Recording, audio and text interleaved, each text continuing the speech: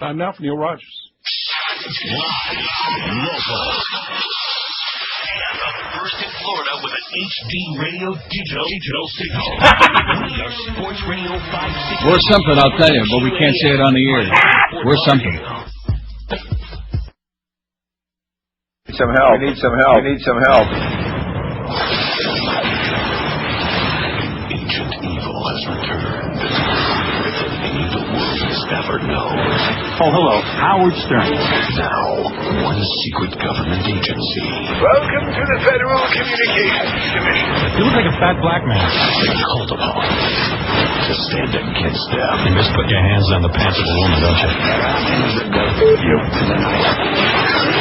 And we are the ones who back. You've never done it. Skip to the end, will you? How do I kill it? Hell, John. Wow. Now banned from a radio near you. All right. 10:01 at 560 WQAM. Happy Monday to you. Got some good news on that. Well, not really good news, but promising news anyway, right? About what? About this whole radio business. Oh, promising. that news, yeah. Right, of course. What difference does it make? We're all going to be dead anyway. Did he really say that? Take it from somebody else then. I didn't see it. I know. I was busy watching hockey. I forgot all about it. Plus, now I'm going to have to go out and buy the Woodward book today. It comes out today. I missed like 14 minutes of it, and I'm still kicking myself. Damn it. You missed 14 minutes of it? Well, here's some of it right now. Wanted to do this. See, there he is. There's Bob Woodward, who is a little on the wooden side, but nevertheless. See, I guess it must just be a coincidence that all these books have been written just one after another, and they all basically say the same thing. Yeah, but they're all just trying to make money. And tell him. How do you like that? Anyway, here's the result of our poll over the weekend. A lot of votes, 2,443. If the election was being held today, who's your choice for president? Now, Bush got a little bit of a goose right there at the end because he was like 13.4, 13.5%. Not that he got to 14%, but you're not fooling me. I see when the piling on is going on. Didn't help. If we were having an election right now, John Kerry, 1,845, 75.5%. George W. Bush, 339, 13.8%. I wouldn't vote, 111, 4.5%. Ralph Nader, 87, 3.5%. Stubborn fools. And I can't vote, 61. Either too old, too stupid, too young, too illegal, whatever they are. 61. 3.5% for Nader. Isn't that pathetic? They just don't get it. They refuse to understand. They just continue wanting to chase some kind of a pipe dream or just be stupid is what it is. And we can't afford to be stupid this time. Absolutely. When you got a president who says, oh, why worry about how the future is going to look back on my presidency because we're all going to... What future? We're all going to be dead anyway. That sounds really promising to me. How come they're not emphasizing that quote? I don't know. I can't believe he said that. All right. You sure he didn't dream it? Yeah. I thought I was. I rubbed my eyes. I pinched myself. But we're all going to be dead? We'll all be dead. Now, what did he mean by that? Bob Woodward asked him, how do you think the future is going to judge you? Right. And he said, the future, and put his arms out like in a big wide-armed shrug. As if to say, what future? As if to say, that's a long way off. The future, we'll all be dead. We'll all be. Oh, speaking of dead, McDonald...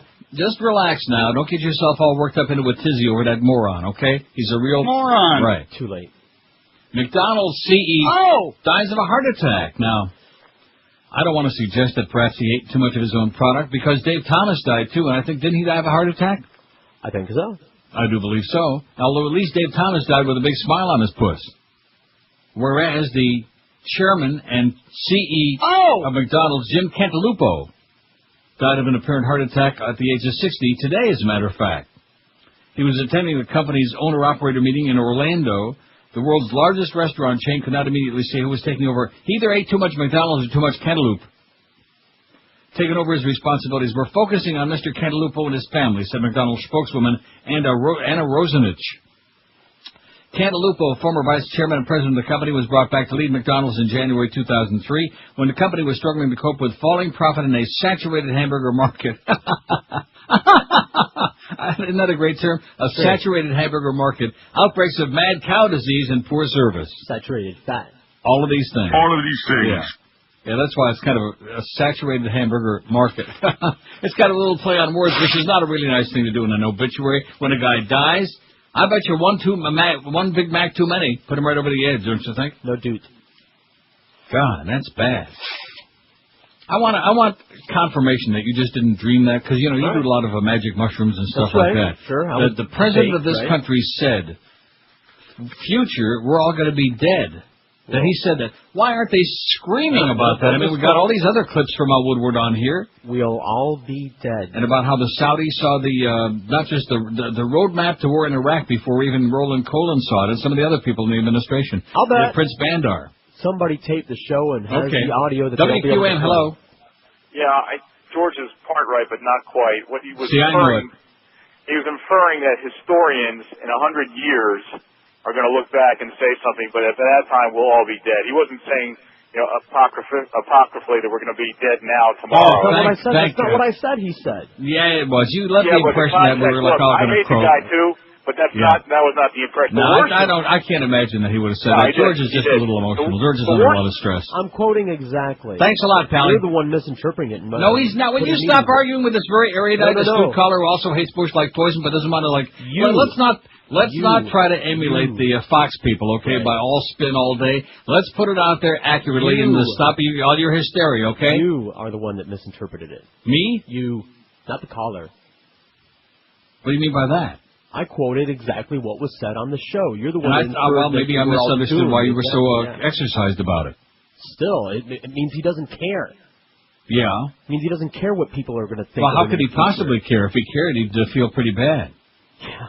Even in rural America, he's losing support down from 51 to 40, what is it? I don't know. No, it's down from 55 to 47%.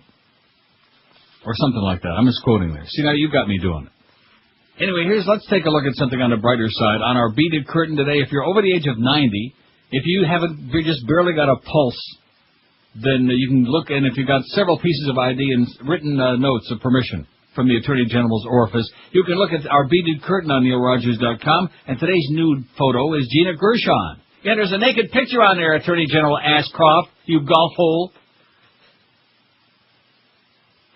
I had a great word I was going to start using. Let's see, what the hell was it? Oh, man. Well, it'll come to me. Okay. Instead of the A word, I had a better word I was going to start using. And then start messing with us, FCC, huh? Then start screwing around with us. I'm going to do like they do. I'm just going to make it up as I go along. Sure. Going to make up words so they can have this big, long list. Gina Gershon was born June 10, 1962 in L.A. She was a California Valley girl, moved to New York, and tried to change her image. What does that mean? I don't know. In other words, as opposed to being a Valley girl. For sure. And she's been in how many million films, my God? West Memphis 3, which they're filming right now. Out of season, The Batman. Mm-hmm. What the hell was The Batman? I don't know. Is that like the Donald?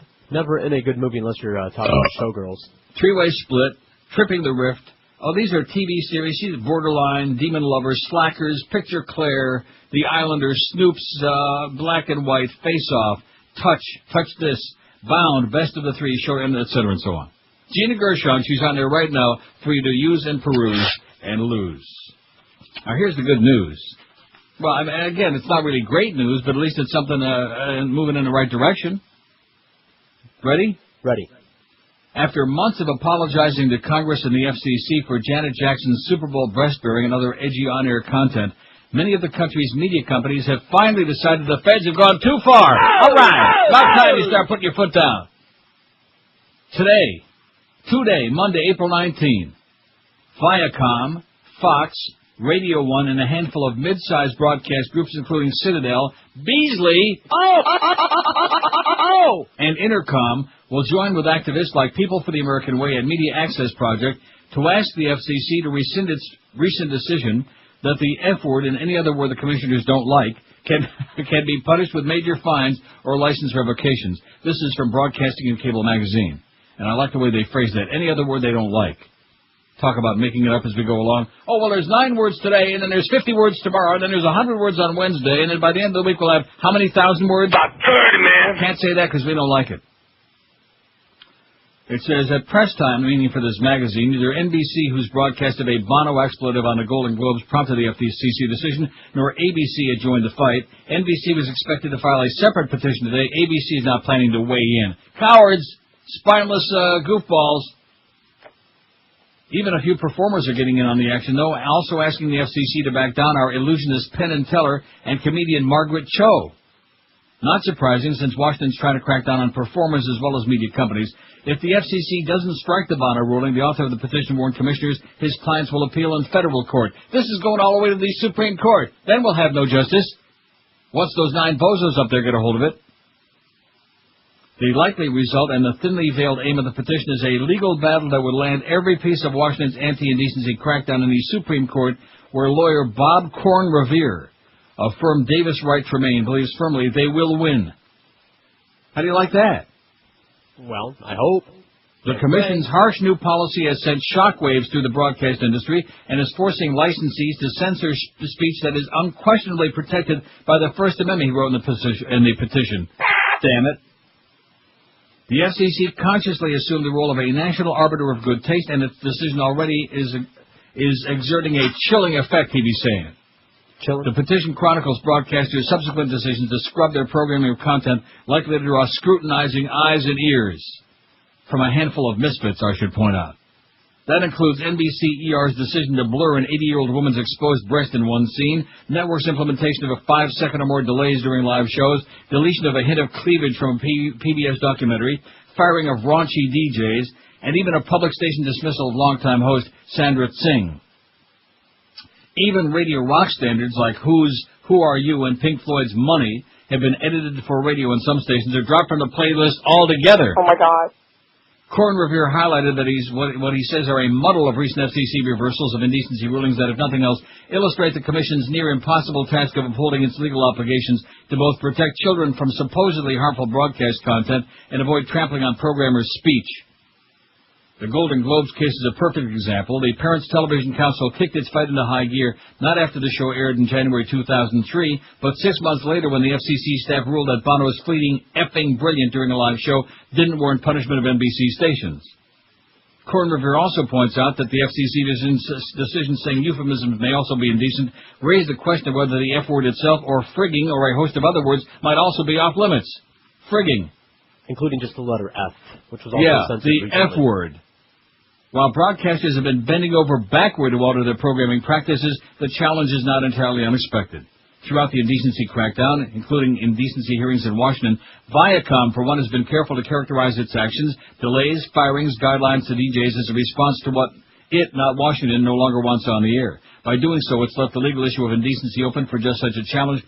When pressed by legislators at the hearings and later by Senator Sam Brownback, Nazi Republican of Kansas, in the letter, Viacom President Mel Karmazin refused to pronounce any content indecent, pointing out that determination was a matter for the company's lawyers to determine.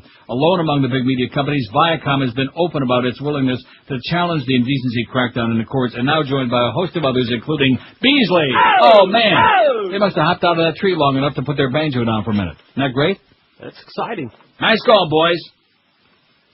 You go, guys. We'll follow you from far behind. 10:13 at 560 WQM. Isn't it time, if you need a new mattress, that you did the smart thing like I've been doing for so many years and made that one easy call at 1-800-MATTRESS? Dollar Mattress backs up everything they say in their advertising 100%. The competitors lie like crazy. When you see a mattress ad making outrageous claims, be sure to do one smart thing. Read that fine print, because there are a lot of lies waiting for you out there in the weeds.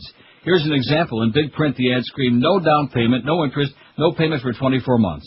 The tiny print at the bottom reads like an encyclopedia of disclaimers, requires a minimum purchase higher than the advertised sale price. Many times, not a single advertised item would even qualify for financing. Interest penalties are 21% or more. Shoppers who need financing the most rarely even qualify. Dial mattress ads have no tiny print, no disclaimers, no lies, no BS, no... Right. When you call 1-800-MATTRESS, you'll discover there's never an extra charge for same-day delivery either. Dollar Mattress takes same-day orders all day long, from Kendall to Stewart, from Palm Beach to prestigious Fort Myers. And when you call 1-800-MATTRESS, you pick the date and 2-hour delivery window when you want your mattress delivered, and guess what? They actually show up when you want them to. So call right now and you'll see why 1-800-MATTRESS is ranked #1 in overall customer satisfaction. And Dial a Mattress reminds you to read that fine print because they want you to know exactly what you're buying, even if you decide not to buy from them. So do what smart folks have been doing for a long time. Just make one easy call, sit there right on your fat ass, grab the phone and call 1-800-MATTRESS or log on to their website, mattress.com. Dial a Mattress, 1-800-MATTRES. The honest, the smart way to get you a great night's sleep for years to come. Live and local. This is Sports Radio 560. QAM.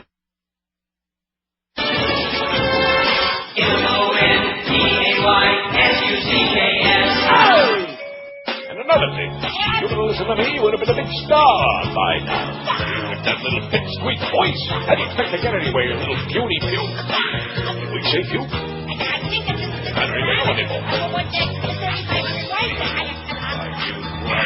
The more I hear you, Yeah, what about it? the more I hate you. What do I say? And when I'm near you, I wanna die.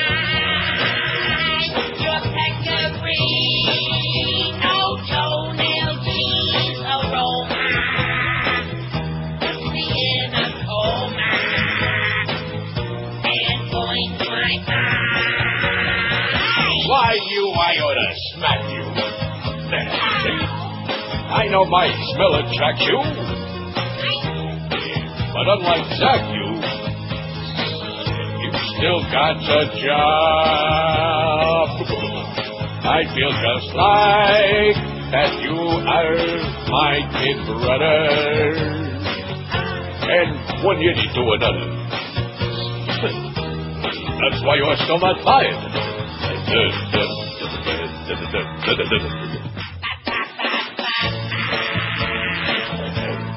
Doy, doy, doy, doy.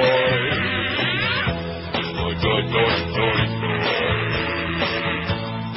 Doy, doy, doy, doy. Our morning show can put you in a coma.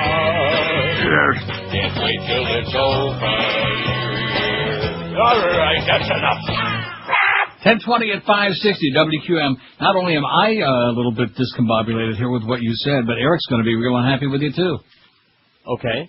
You want to know why? Why? Did you ever fax him the poll that I revised? No. Oh, man. Well, I changed the poll, and he's not going to be a happy camper about that. Although the good part of it is there were only two choices up there anyway. Yeah. Sorry, Eric. Our bad. The most important person well, the reason I'm doing this, first of all, is because Time Magazine does their thing I don't know how often they do it. And why should we worry? Because we won't be there in 100 years anyway. We'll all be dead. The most influential people of the 20th century. And they got a list. Now, they broke theirs down. I don't think we want to do that, although we could kill a lot of good days doing that. But that would be, yeah, no way. Weekly theme. No. Leaders and revolutionaries, artists, entertainers. I'll give you the rundown a little bit. I don't want to do it right now because that would put a monkey wrench in our poll, right? Who cares about Time Magazine when we got our poll to build on, right? Right. Even though poll building is ponderous. The most important person in the world of the 20th century was... Now, I started the list with just three. Oh, I better say that again so Eric can figure out what we're doing, if he can hear us. The most important person in the world in the 20th century was the Pope. Well, wait a minute. Which Pope was that? See, that's bad. Pope John Paul? Pope Pius? Well, I'm not putting no Pope, okay? We'll let them... FDR and Adolf Hitler. Okay? Okay. Now, we can't put Bush in there, even though, putting Hitler on there does bring him to mind, because this is the 20th century, which ended, and we can debate on this again. Did the 20th century end after 2000? Well, regardless. Because he didn't, after he stole the election, he didn't get in until January 2001. Correct. So the most important person in the world of the 20th century was FDR, Adolf Hitler, and then you can fill in the blanks, okay, when we get around to it. When we're good and ready. You know what I mean? WQAM, hello. Change the topic, please. There he is. There he is. It's boring. Well, at least you change your line anyway. That's good. How about changing your underwear? I can smell it all the way up here, schmuck. Air America, multicultural feud to be heard today. Multicultural Radio Broadcasting, Inc., which owns radio stations in Chicago and Los Angeles, pulled the plug on Air America last Wednesday. Multicultural's owner, Arthur Liu, told the Chicago Tribune the radio network bounced a check was in default, which we know all this by now. The judge has scheduled a hearing on the dispute for today. Air America, which leases radio stations in 16 cities, filed a complaint in New York State Supreme Court demanding it be restored to the air and compensated. Air America, which features a program hosted by very, very wooden and boring comedian Al Franken, was launched to counter right-wing hosts who dominate daytime talk radio, yada, yada. So the hearing is today, okay? We'll keep you posted on that. Won't we? All right, whatever. We certainly will. So let me tell you my little airport story before we continue. Oh, that's right, I better change the topic. It's an airport story for Bozo Head there. So I'm leaving this Saturday morning for Miami International. Now, you could ask me, how come you always fly out of Miami instead of Fort Lauderdale? How come you always fly out of Miami? I don't know. Maybe because I'm a moron. I'm just used to it. I don't know. All my friends at Air Canada are there, eh? Like Elaine. How you doing, Elaine? But at any rate, so I get to the airport, and I get my boarding pass from my good friend Elaine, and I'm waddling toward the where they have it all roped off before you go through security, you know? Right. And, of course, when you're a big shot and flying in business or first class, they have a special line way over on the right. So there's a guy standing there, and he looks at my boarding pass and my passport, etc. And I'm just about ready to go through, like, to where they have you take off your shoes and underwear and all that stuff. And here's another guy that wants to see it, and the passport, too. Old Cuban guy. Mm-hmm. No, Neil Rogers. I said, yes. I said, how you doing? He says, oh, how come your name on the passport isn't the same as... I said, because it's not my real name. I wanted to say, because it's made up, schmuck. It's kind of like Ricky Ricardo, you idiot. And he says, well, how do you like it up there in Toronto? You like it? I said, yeah, it's great. He says, oh, no Cubans, huh? I said, oh, there's lots of Cubans. I said, there's some Cubans. There's all kinds of people, and they all get along. He said, oh, yeah, just like here, everybody gets along. And I said, yeah, sometime. And I just waddled along through that rope line and just got the hell away from him before I started getting, like, my dander up. You know what I'm saying? I mean, what is that? A fan. No, not a fan. He's giving me a shtuch, man. He's giving me like a little shot, you know. Oh, you like it up there because there's no Cubans. Well, no, maybe not no Cubans, but because you're one of them that's not here. That's maybe why I like it. You miserable old creep, spick, God. And you wonder why people can't stand Miami International Airport. Now, there are a lot of nice people there, don't get me wrong. But there are also some, banana peelers and nose pickers there that I could live without, including him. Hasta que your meatus, okay, schmuck? I just mentioned that because it was just so typical of how people can be unpleasant, if you catch my drift. Unpleasant. Why, you think that's a pleasant experience? No, of course not. I was just busting your chops. Just like that thing you told about the president with saying that we're all going to be dead by the end of the week or whatever you said. Is that what he said? We're all going to be dead by the, who worries about the election? We're all going to be dead anyway? And by the way, that Catherine Harris, I'm hearing more about her too. Let's just make a bunch of stuff up. Huh? Who the hell cares? Everybody else does. That's right. The Fox people, they do it 24/7, man. All spin all day. They're spinning it. It's like being caught in a goddamn... Whoop. Oh. See, I'm getting a little bit too relaxed being back here, and I just had to dump myself. I said damn, I said the G word. You're too old to relearn how to talk. Oh, boy. Well, I mean, we all say these things. It's nauseating.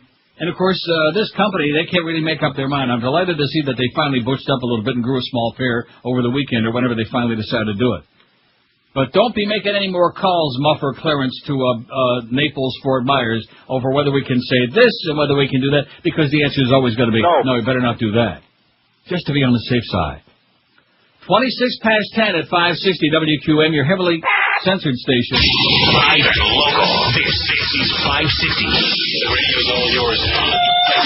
QAM.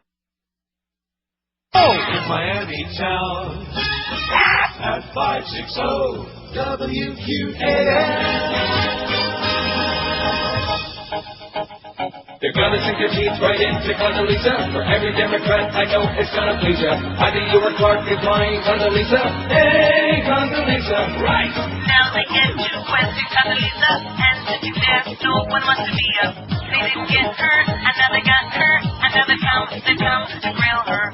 Richard Clark, she's a smart. We just can't wait for this whole thing to start. They're gonna sink their teeth right into Condoleezza. For every Democrat I know it's gonna please ya. Either you or Clark is lying, Condoleezza. Hey, Condoleezza, right. 10:32, 28 to 11 at 560 WQM, Mad Dog at 2. You got the, I like that. The Humper at 4 from Shula Steak 2, or the Big at 7, Eddie Cat 10. And after that, well, I got some more good news. Excellent. NBC has confirmed that December 1st will be Tom Brokaw's last day on the job as anchor of the NBC. All right. That's some of the best news I ever heard. And the reason being, Brian Williams will take over the network's signature newscast the following day, December the 2nd. That's good news because Brian Williams is a good newsman. You can actually understand what he's saying.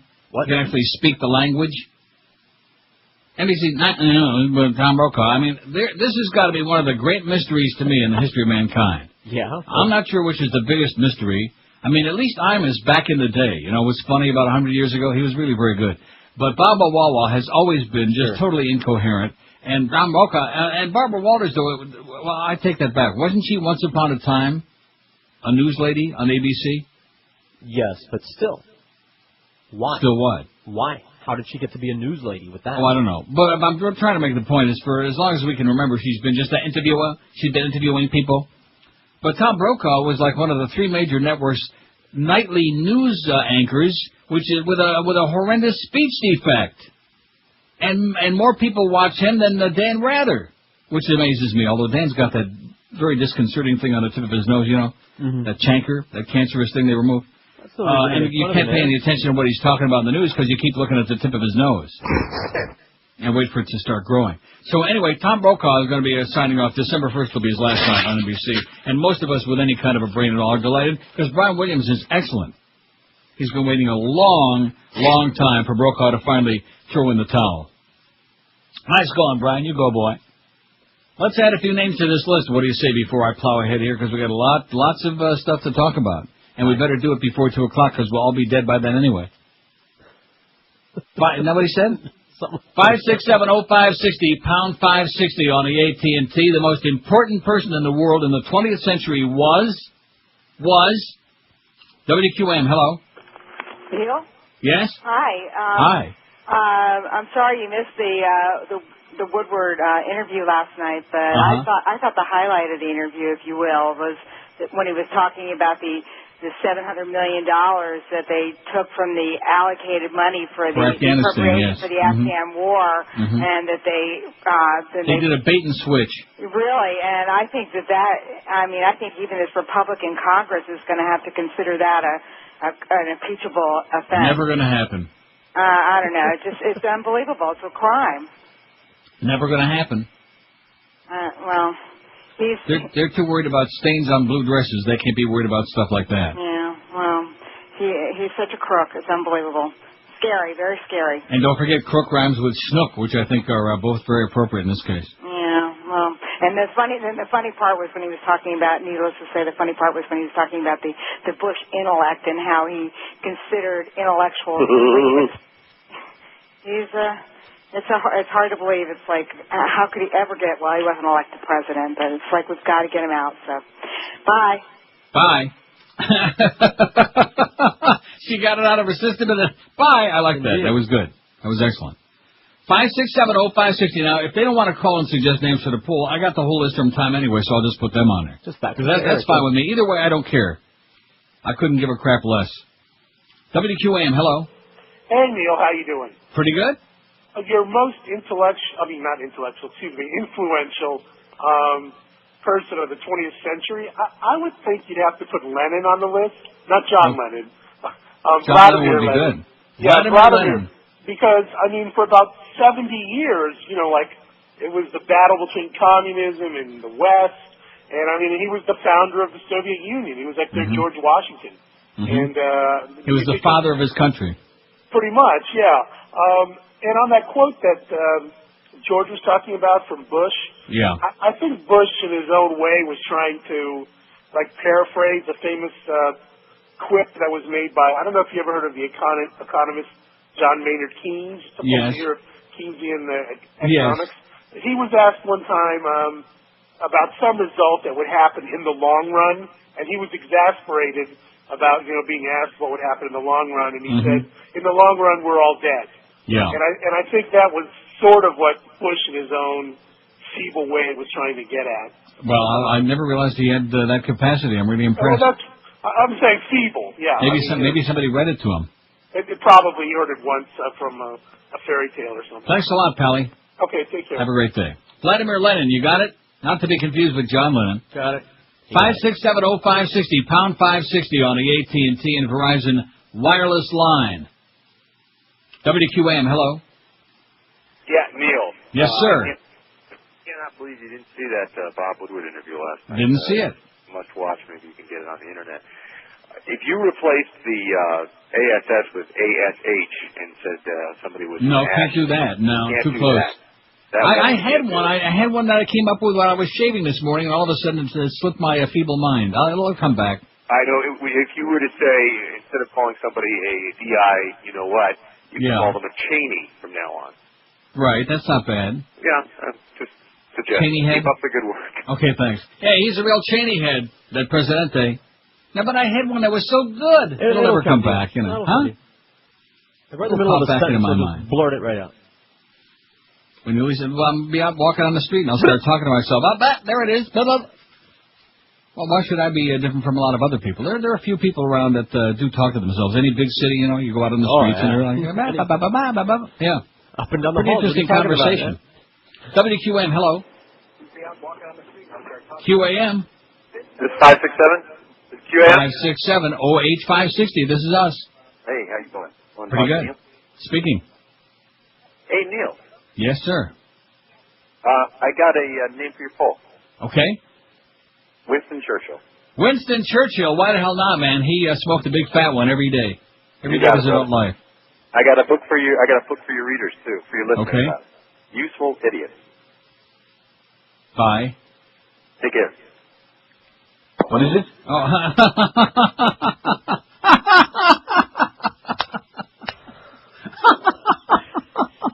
No, I meant as written by. He thought I was saying like that woman did. Bye. That was great. I'll tell you, we're off to a hell of a good start. Why not just close down the books right now for the week, huh? Right. Can't top this. This has been spectacular, if I do say so myself. Right now. So let me ask you, how come your name on your passport ain't the same as your... what a miserable spick. I think you read him wrong. I did not read him wrong. He was trying to give me a little shot there. I didn't mind that. He was just... but when he got to the thing about, everybody gets along here, too. No, forget about that. It was the line about, there's no Cubans up there, huh? That's why you like it? He's calling me a Cuban hater, okay? Cuban hater. I got news for him, man. I know my Cubans. Believe you me. It's just he ain't one of the ones that I like. Trust me when I tell you. Anyway, I was thinking to myself, holy Moses. But that's another story. By the way, Moses looked pretty good the other day. 20 before 11 at 560 WQAM. Is your company suffering from regulations and increased labor costs? Let Oasis Outsourcing help you when it comes to the people side of your business. Payroll administration, Fortune 500 company employee benefits, human resource services, and risk management are just a few of the services Oasis Outsourcing can cover to help your business be more profitable. Call Oasis Outsourcing today for a free evaluation. Call 1-866-OASIS. That's 1-866-286-2747. With more than 60,000 employees worldwide, Oasis Outsourcing understands that lots of facets of human resource management. Outsourcing is being recognized by firms large and small as a powerful management choice which lets you focus on your core business while leaving the operational details through Oasis Outsourcing. So let Oasis Outsourcing make your business more profitable. For a free evaluation, call that toll-free number, 1-866-OASIS. That's 1-866-286-2747 for Oasis Outsourcing.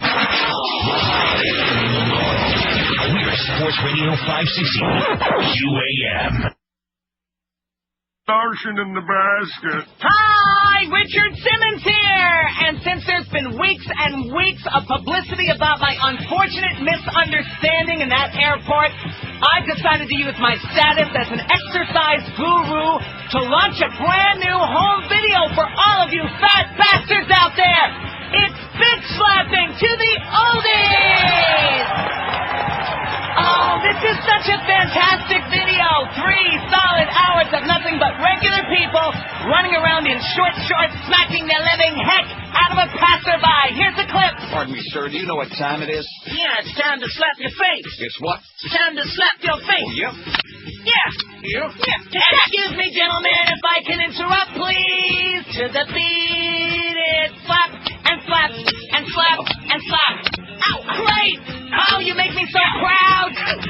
So, if you're someone who's, put on a few pounds over the spring and you want to get back your girlish figure, why not order my latest overpriced fitness plan? Bitch slapping to the oldies! Come on!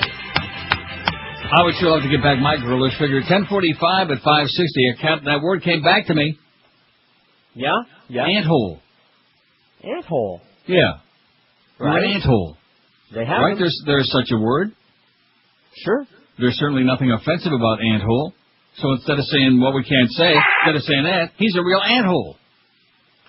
It's going to take us some time, and hopefully by the time we get through the whole vocabulary, at that point, the Supreme Court will say, hey, guess what, all you crazed commissioners, you overstepped your bounds, cut the crap. Maybe. Unless Antonin Scalia's got something to say with it. Anthole Scalia? Because he's a real anthole. Yeah, that's why they call him Anthony. We only got 7 votes on that poll. Maybe I should have just taken the names off this list here. Yeah. But that's no fun, because if they can't build a poll, they ain't got nothing to say.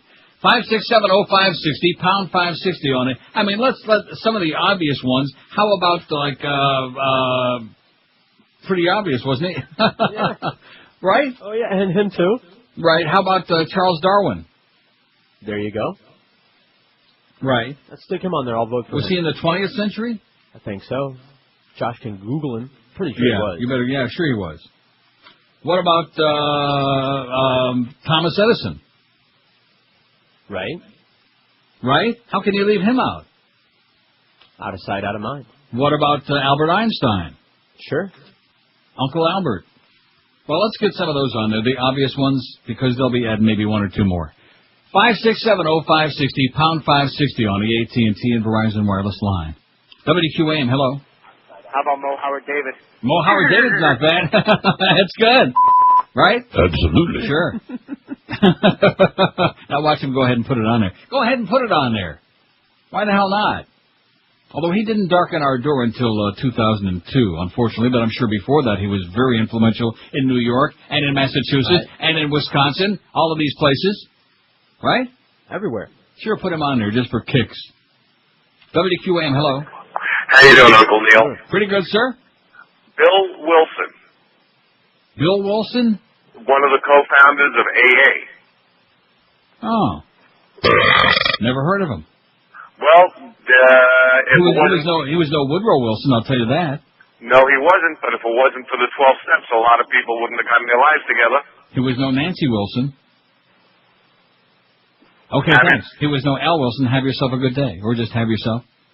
And don't be an anthole. Boy, I'm so glad that came back to me, because I thought, that's what's not to like, right? Right. It's not easy to come up with a word that we can even say anymore. Forget about that makes any sense. He's an anthole. FDR's got 5. Hitler's got 2. I don't think they're going to go all that big, do you? I thought it would. I mean, if it's good enough for Time Magazine, I guess it's not good enough for our discriminating audience. That's right. Just the way they are. Line 9 always adds something really big to the show. QAM, hello. Yeah, hi. I'd like to put Bill Gates. Bill Gates, of course, and his brother V. Yeah. V. Gates. Right. Okay, thank you. Bill Gates, one of George's least favorite people. But you can't leave him off of there. Nope. Now, what's the name of the guy who invented the Internet? And I don't mean Al Gore. Seriously. There were 2 scientists that wanted to communicate. Right. They worked out how to do it, but they needed somebody in some government somewhere like America to make it legislation. Right. And I didn't ask for a history lesson. I just asked for a name. And Al Gore did that. So it was those 3 guys. No, well, Al Gore didn't invent the Internet. Okay, he was an enabler. He got the guys together. But if you want to put Al Gore on there, and if we can put Mo Howard David on there, we can certainly put Al Gore. He wrote the legislation that created the Internet. Right. Al Gore. Yeah. That's like an allegory. But he didn't come up with the idea. Right. These 2 in other guys. words, you don't know the name, because I was just reading about this guy the other day in one of those news magazines. Well, in fact, you know something? Maybe it's on that Time list. Maybe. Let me see. Leaders, revolutionaries, artists, entertainers. Guess who the artist, entertainer, Wow. Guess who was number 1 is easy. Entertainers. Elvis? Right. Number 2, you wouldn't guess it. It's almost as bad as Celia Cruz. It's a singer? Yes. Number 1 entertainer of the 20th century. Right. I mean, let me see how the most influential. Most influential entertainer of the 20th century. Frank Sinatra. No. Wrong ethnic background. Oh. More one of your people. I guess French. I don't know what he is. Charles Aznavour. Huh? Most people never even heard of Charles Aznavour. And I'm one of them. You never heard of him? Never even heard of him. Oh, my God. I heard the name, but I think he's like a French, crooner ballad. I don't know. Never heard of him. See, this category is artists and entertainers, meaning singers. Charlie Chaplin was third. Uh-huh. Then Lennon. Not Vladimir, John. Right. Rolf Harris. Who? See, this was taken all over the world. I see. Worldwide. Do you understand? Okay. Which is why some of the frogs, I guess, got on there. The ones that were waiting in the movie. What the hell's the movie? Magnolia. Magnolia. How cool, well, that's because you brainwashed me about that movie. It's great. Safa Boot. I beg your pardon? S-A-F-A-B-U-T. I don't think we can say that. Safa can't say that. She's a real boot. He, she, it. I don't know what it is. William Burroughs. I remember Abe Burroughs used to be on TV. I know Book O'Brien remembers him on What's My Line. George Lucas, the Beatles, and Disney. Our poll is going to be better than theirs. Don't feel bad about our poll. Whatever it is, it's going to be better than theirs. Already. Scientists and thinkers, Enrico Fermi, Victor Hambarzumian. Oh, yeah, Edward Teller, we better put him on there right away, okay? When you go to the bank, you better hope that your teller ain't named Edward. Yasser Nuri Öztürk. Okay. Vannevar Bush. Oh, another Bush. Albert Einstein. John Kennedy is on here. Let's put him on there. I don't know how he could be the most influential because he was only president for, not even 3 years, was he? Right. 2.5. 3 minutes. Che Guevara. Guess who else is on this list? I give up. You're going to be some of your people are going to be not too happy about this. Discuss it over that Che business. Number 4. Leaders and revolutionaries. Winston Churchill, Mustafa Kemal Ataturk, Franklin Roosevelt, and number 4 is... Incredible. Come on. Incredible. You can do it. Just think of Miguel and immediately say, Incredible. to hell with Fidel. Fidel Castro. Fidel Castro is number 4. But dropping down with a bullet. 5, 6, 7. Oh, I heard a rumor that he's dead. Oh, that's right. We heard that rumor on the El Sol in South Florida. How come those guys pull crap like that?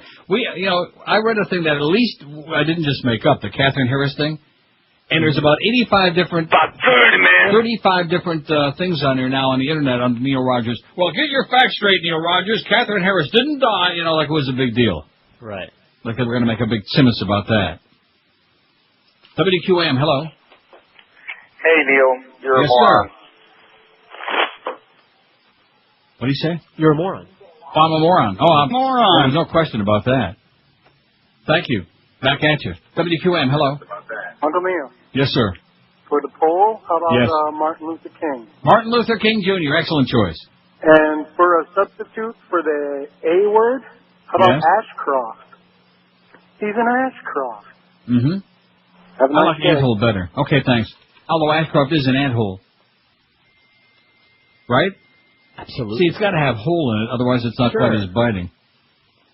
Or you could say ash. You could say ash hole. Right. But unfortunately, you probably would slur it a little bit every now and then. And it's, oh, you said it. You see, we gotcha. He said.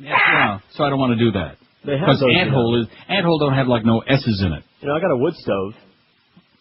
Yeah. And in the bottom of it, so that the ashes can fall through into the pan. Oh, is that the ash hole in your stove? Hole, absolutely. I see. Make sure you leave like a little pause in there in between the syllables. Mm-hmm. Ash hole. Breath hole. There you go. Now we're starting to get a few votes on there. The most important person of the 20th century was FDR 10, Hitler 9, Edison 8, Weinstein Churchill 8, Albert Einstein 7, Bill Gates 5, Charles Darwin 1. None yet for Vladimir Lenin or John Lennon or JFK or Mo Howard David. I don't have any. See, he won't put that on there. You think we're joking about that? He did. Josh. He really thought we were joking. Huh? He thought put it on now. Put it on. You better get with it. Your brain must be the size of a... Yeah. He thought you were joshing. Yeah.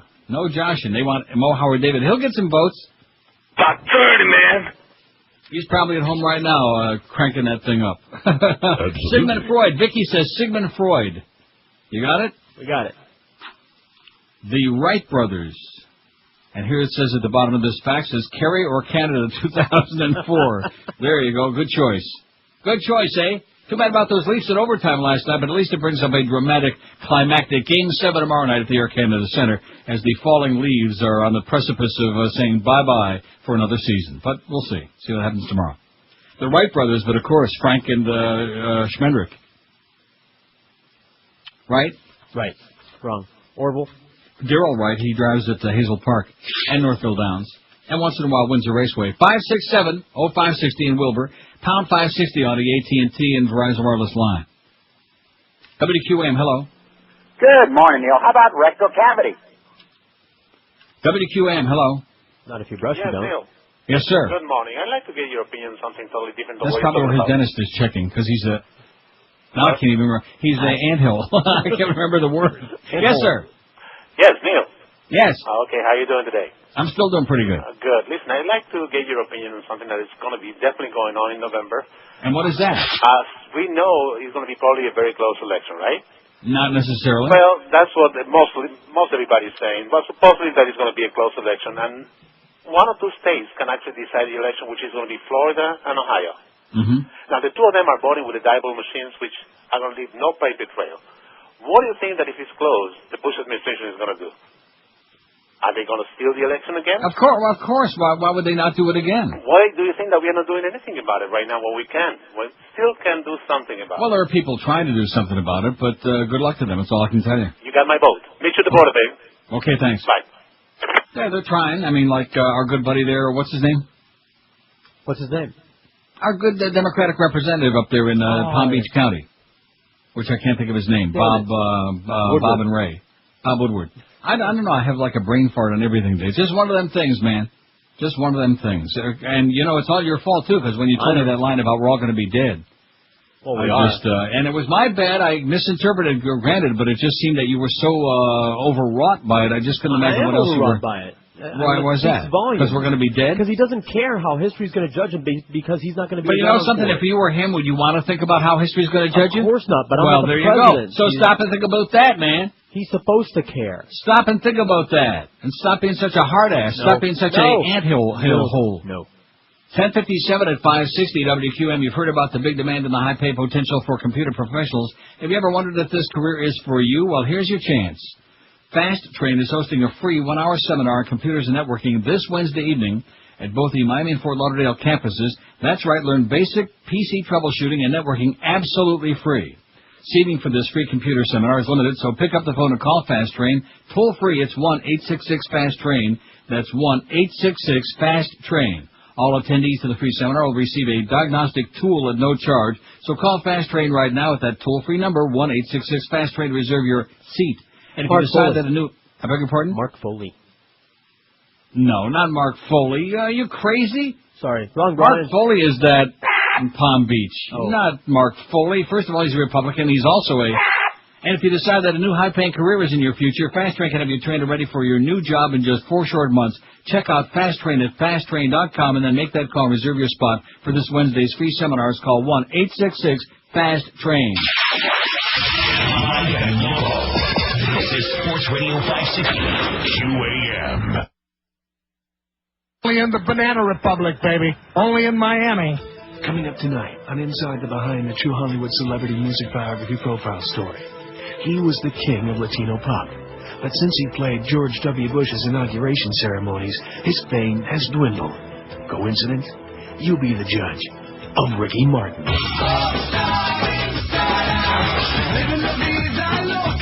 Well, let's look at the guy's career. Ricky Martin's manager, Slappy Gold. Check it out. He's a gifted child. He's in the famous combo Menudo by the time he's 12.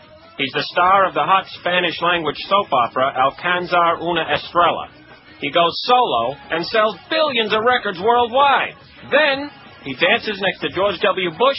He eats it big time. You do the math. We asked George W. Bush to comment about his withering effect on Ricky Martin's career. I have no comment, except to say that Ricky was the best-looking guy I ever stood next to, and that includes Dick Cheney. As it turns out, the phenomenon of presidential inauguration ceremonies killing a musician's career is a long-standing tradition in America. History expert Leon Neverboned. At Warren Harding's inauguration, he booked a very popular group of his day called the Knee-Slapping Twits. Well, they went right into the crapper after that. Clem Suck. The lead singer never recovered. Damn you, Warren G. Harding! And, of course, we all remember when Hendrix played Nixon's inauguration. 2 years later, he was dead. But Nixon had a good time. Give me some of that purple haze. Man, I'm Gonzville. Money isn't real, baby. Oh, look. A dragon is swallowing the sun. Whoa. Ricky Martin. If you thought you'd never hear him and Dick Nixon mentioned in the same sentence, then you don't know our screwed-up show at all. It's a big, juicy, sopping wet look at show business tonight on Inside the Behind. 11:03 at 560 WQM. Happy Monday to you. I mean, the Marlins lost all three in Atlanta. They got swept, but a lot of people bringing their Marlins jerseys and caps back to the stores is what I'm hearing. You just made that. No reason for despair. They're still 8-4. They're still in first place, but they lost 3 in a row. Can I have my money back, please? Got some tickets we'd like to sell. So Charles Aznavour, wrinkled up old prune frog. Okay.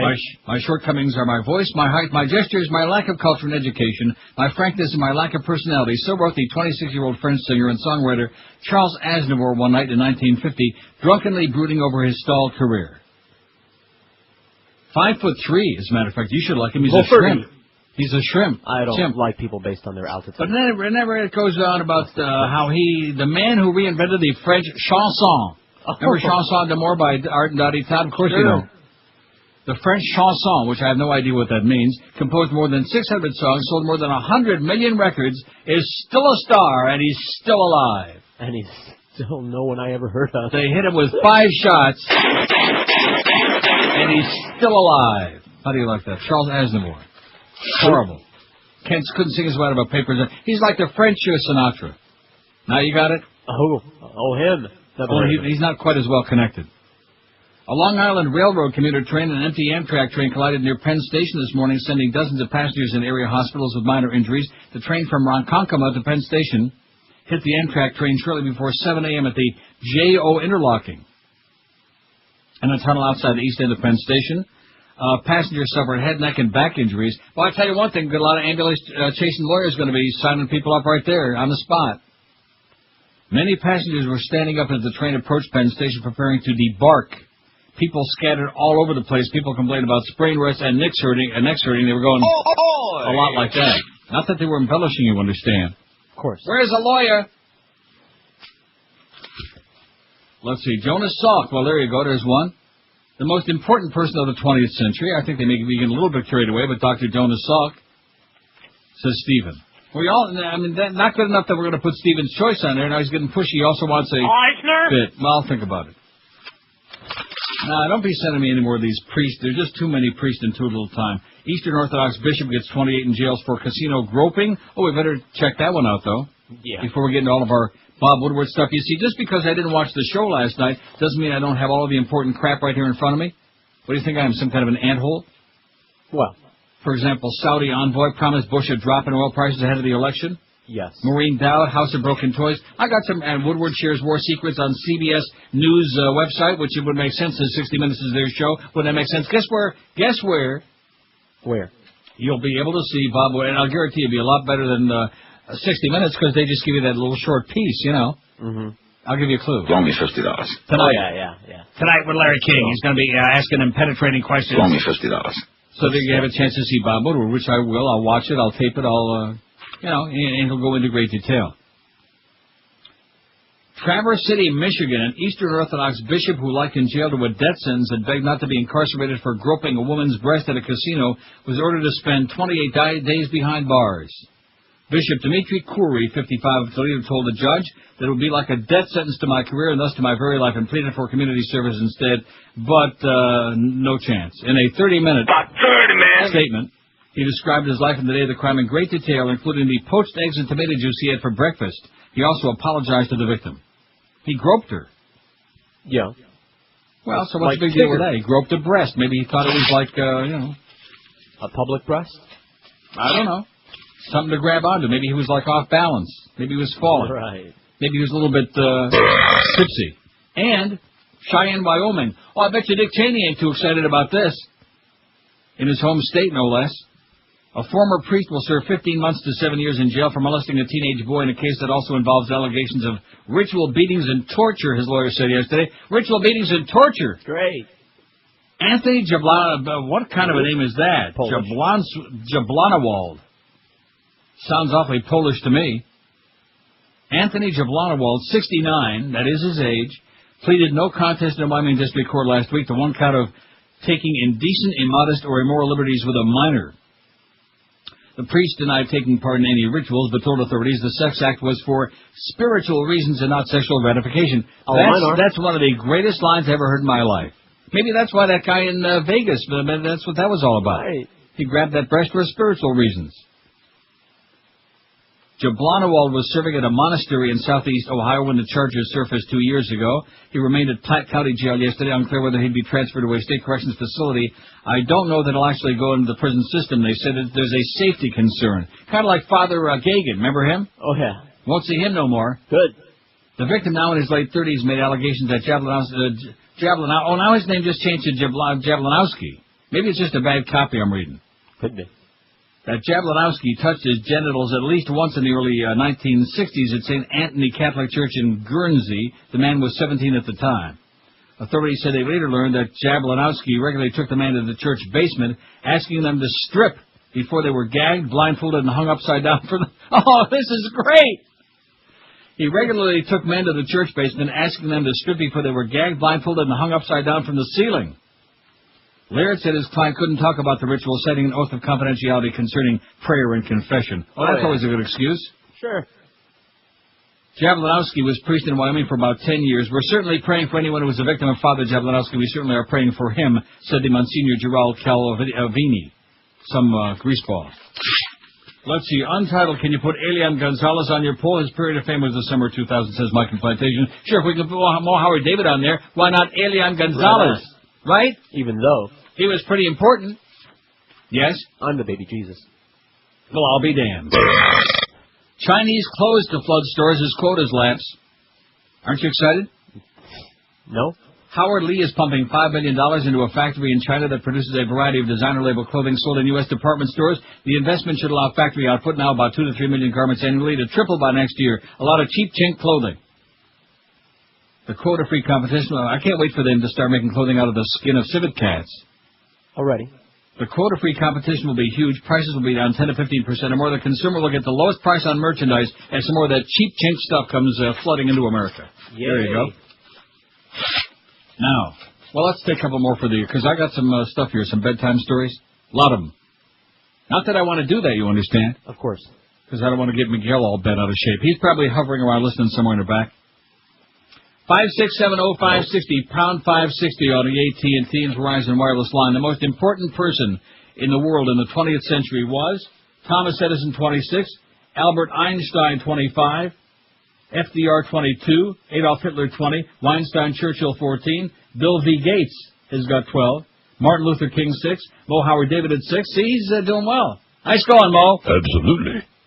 Charles Darwin, 5, JFK, 3, Sigmund Freud, 1. No votes yet for Lenin or Elian Gonzalez. Poor little Elianito just went on there out of 140. What?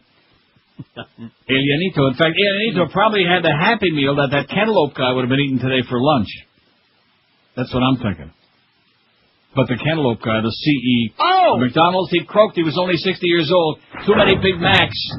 Too much of that grease. In fact, I'm thinking to myself, that probably the one company in the world that's more responsible, other than Bayer, that's ancient history, for more people dying, at least in our lifetime, has got to be McDonald's, wouldn't you say? Sure. Maybe he had a Big Mac attack. Even close second, yeah. The Big Mac attack. They put it in the vocabulary. WQAM, hello. Neil, good morning. How are you? Pretty good.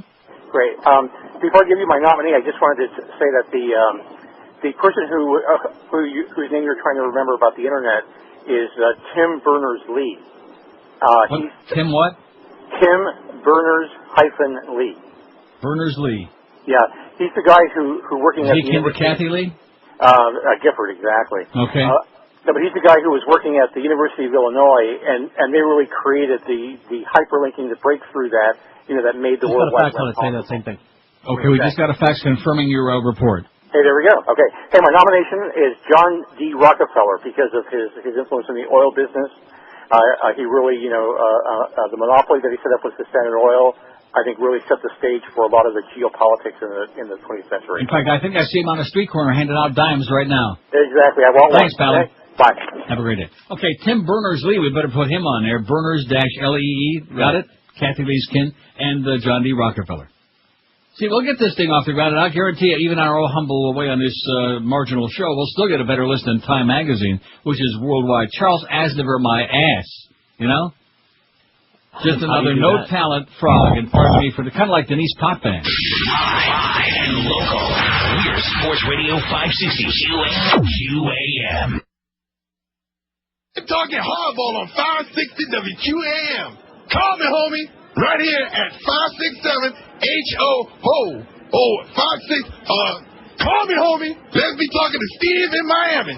Steve, you're with me, Warren Kamati. Well, Crow, what do the Marlins have to do to win the World Series this year? Oh, that's an easy one, Steve. They gotta swing the bat, hit the ball, pitch some strikes. Remember, the game of baseball is 50% hitting. That's almost half. 50% fielding, 50% pitching, and 25% managing. But, Crow, that's 175%. What? Don't you be questioning me. Would you be ignorant? Be what? Ignorant.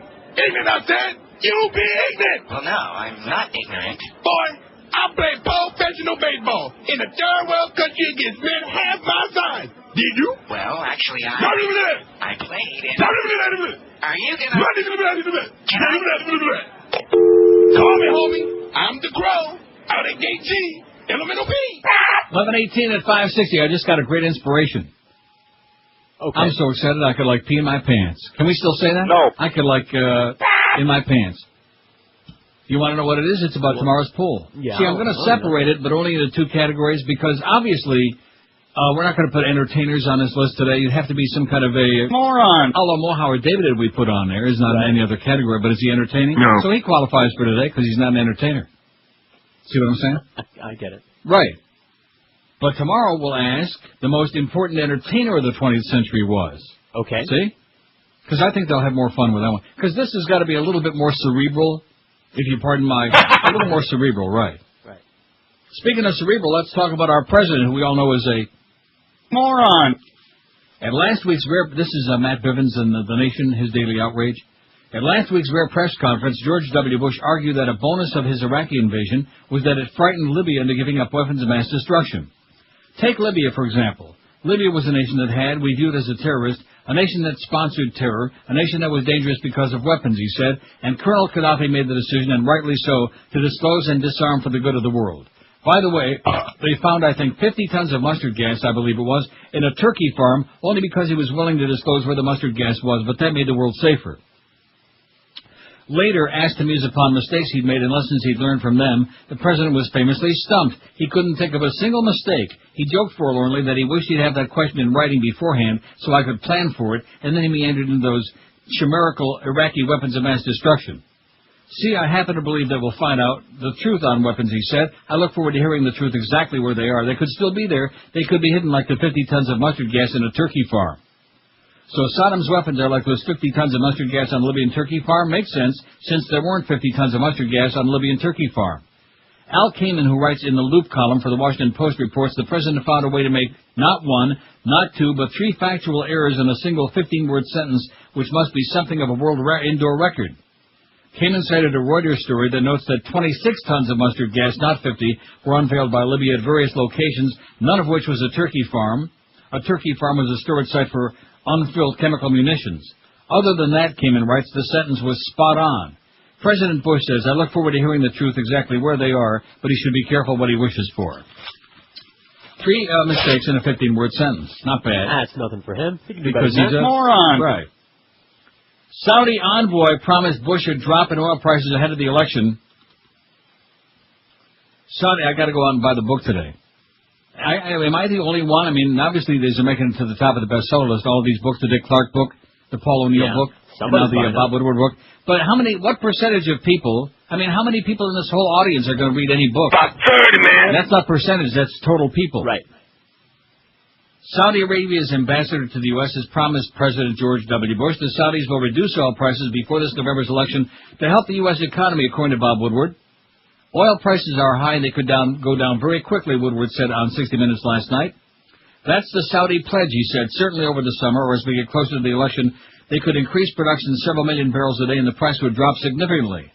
In his book titled Plan of Attack, Woodward also says that the ambassador, Prince Bandar bin Sultan, that's Prince of Bandar Bush to you, was given advance information about plans to invade Iraq by Vice President Dick Cheney and Defense Secretary Donald Rumsfeld.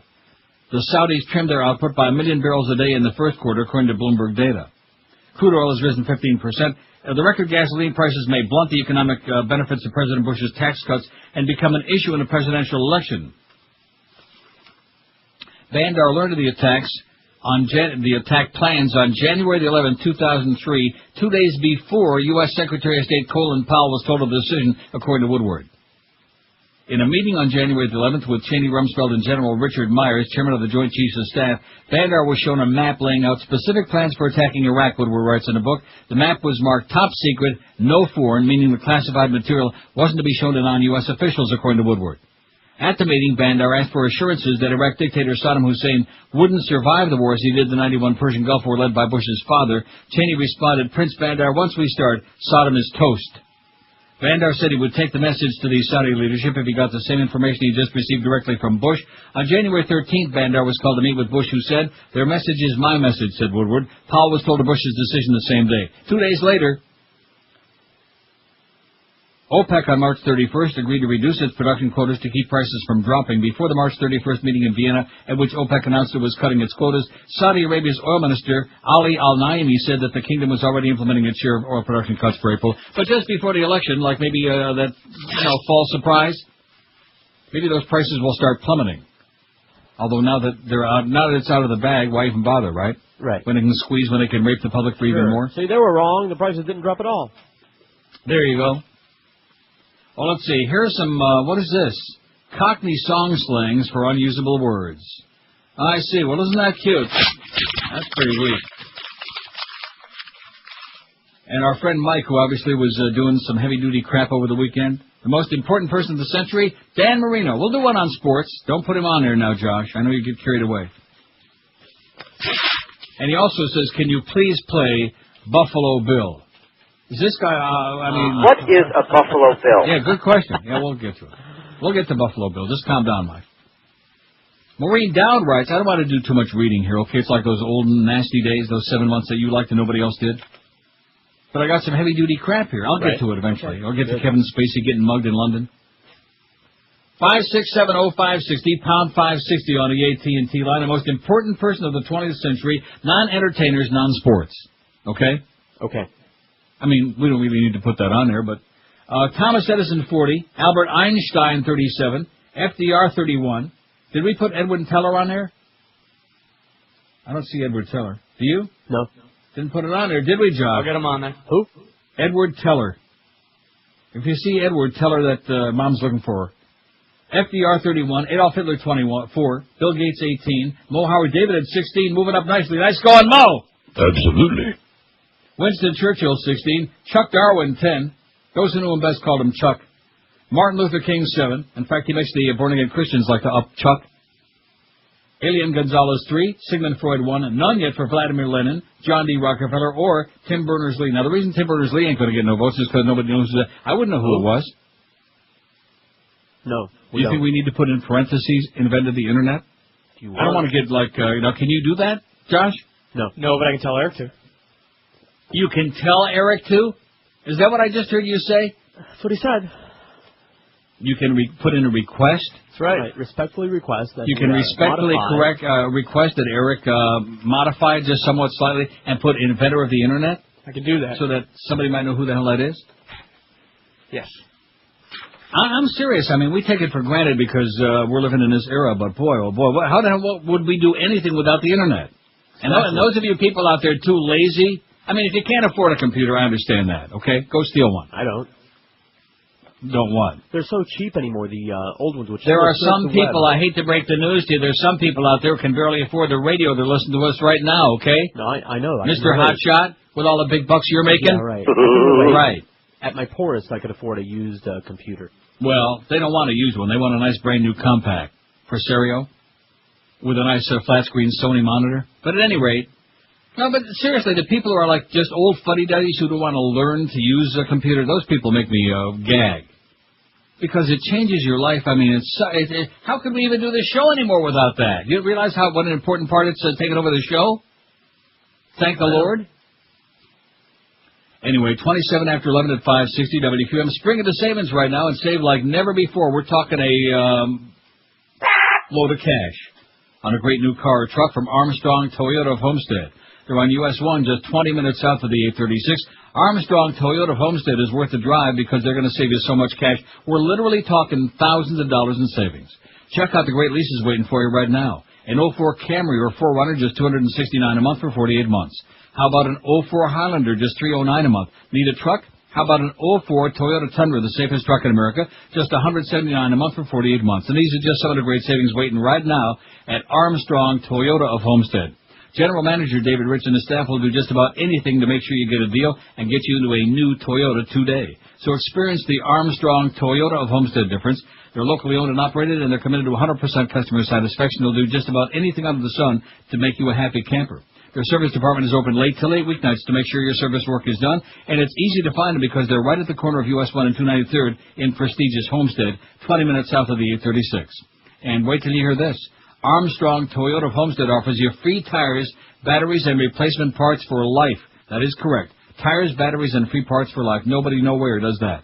So don't waste your time with those mega dealers or car giants who give you the big song to dance, give you the big tout, and then let you down. Call David Rich, the GM at Armstrong Toyota of Homestead. Call him today. He'll make you a deal like which you've never seen before. Call 305-242-3247.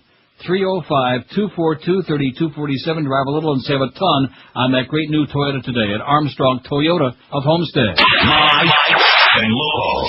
This is Sports Radio 560. QAM. America loves to watch boobs and butts and boinking. I got sunshine on a cloudy day. When it's cold outside, I've got the button there.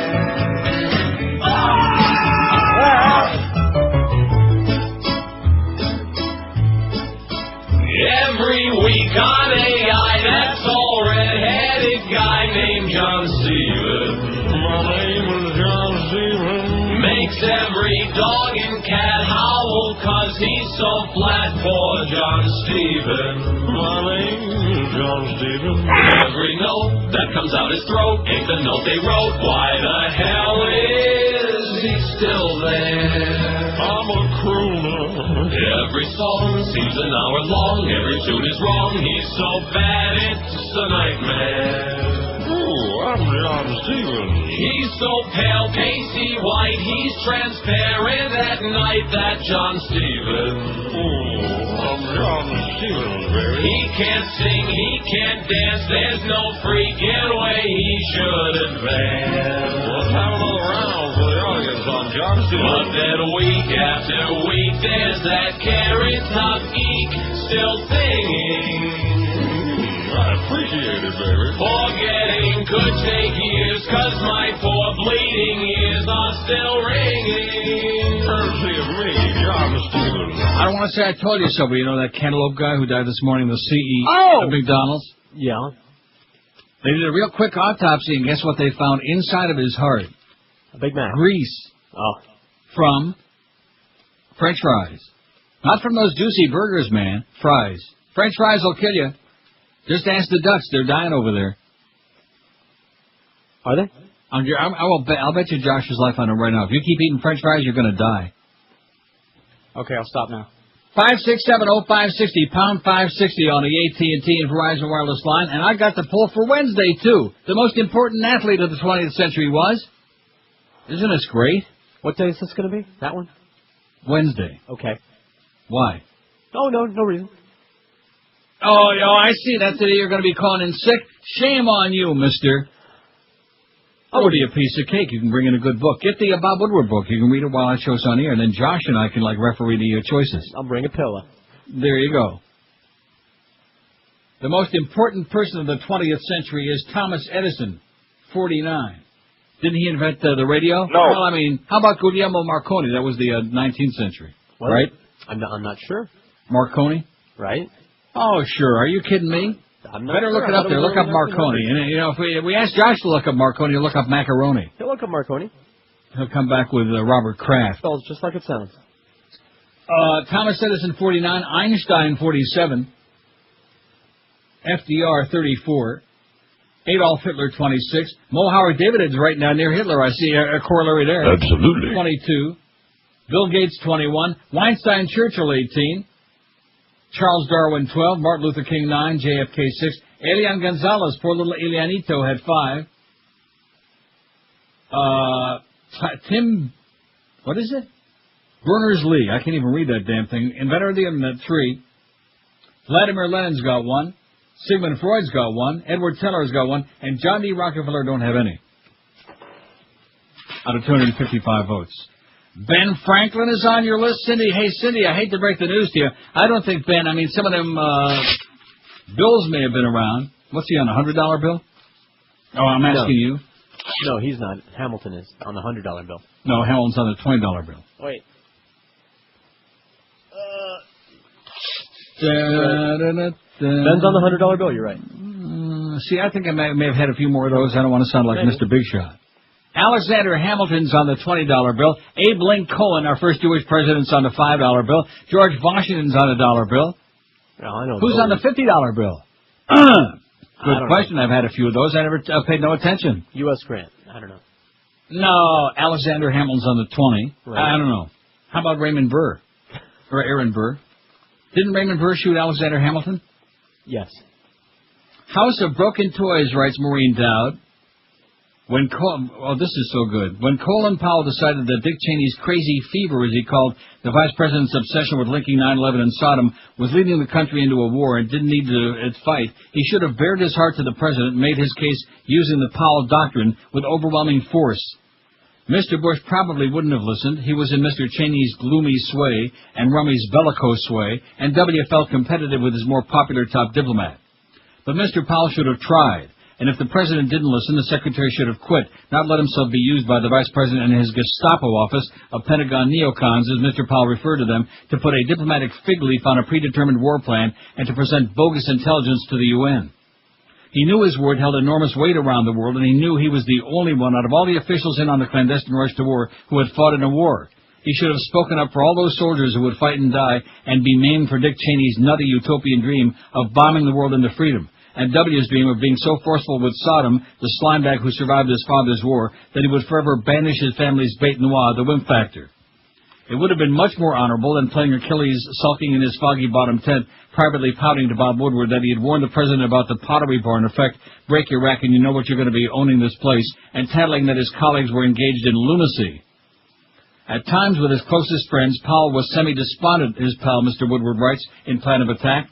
His president and his country were headed for a war that he thought might just be avoided, though he himself would not walk away. You're supposed to play Just Walk Away. Just walk away. Thank you. Mr. Woodward, who is clearly channeling Mr. Powell, as he has done to present Mr. Powell's side of the story in past books, recreates his innermost thoughts. He saw in Cheney a sad transformation. The cool operator from the first Gulf War just would not let go. Cheney now had an unhealthy fixation. Nearly every conversation or reference came back to Al-Qaeda and tried to nail a connection with Iraq. He would often have an obscure piece of intelligence. Powell thought that Cheney took intelligence and converted uncertainty and ambiguity into fact. It was about the worst charge that Powell could make about the vice president, but there it was. Everyone in Washington has been puzzling over how Mr. Cheney, a reasonable, cautious, popular man in the first Bush administration, turned into Pluto, king of the underworld and proponent of worst-case scenarios and preemption. But Mr. Powell shared his dread, Cassandra-like, with Mr. Woodward.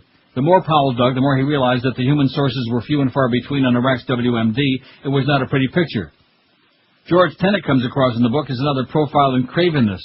On December 21st, 2002, the CIA chief went to the Oval Office with an aide to present the case on WMD.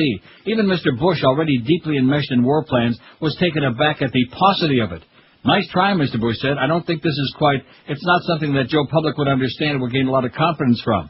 Turning to Mr. Tenet, he added, I've been told all this intelligence about having WMD, and this is the best we've got.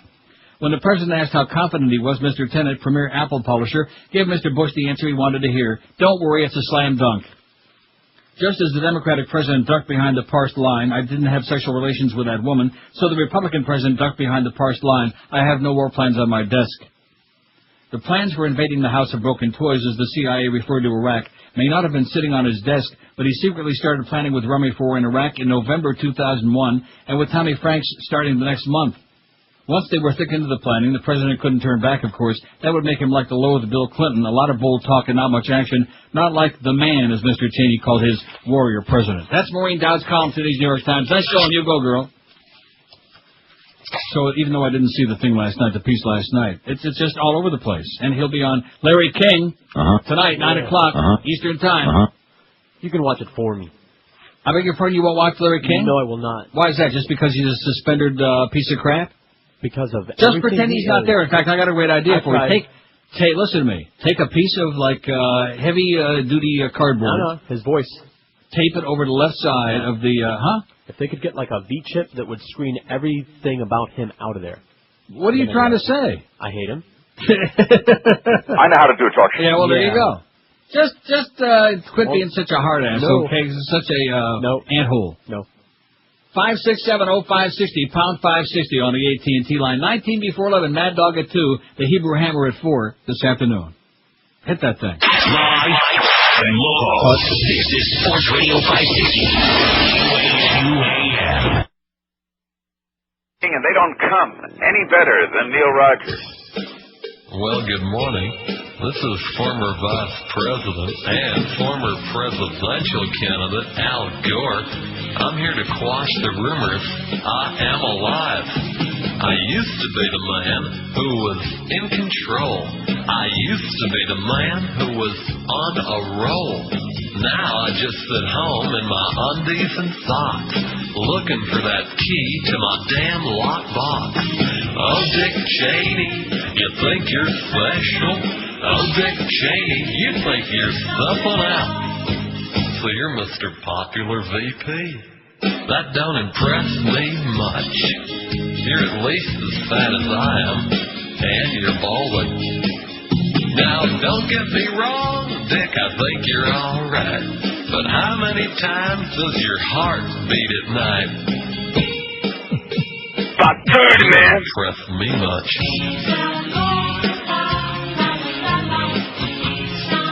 Snap. Scary.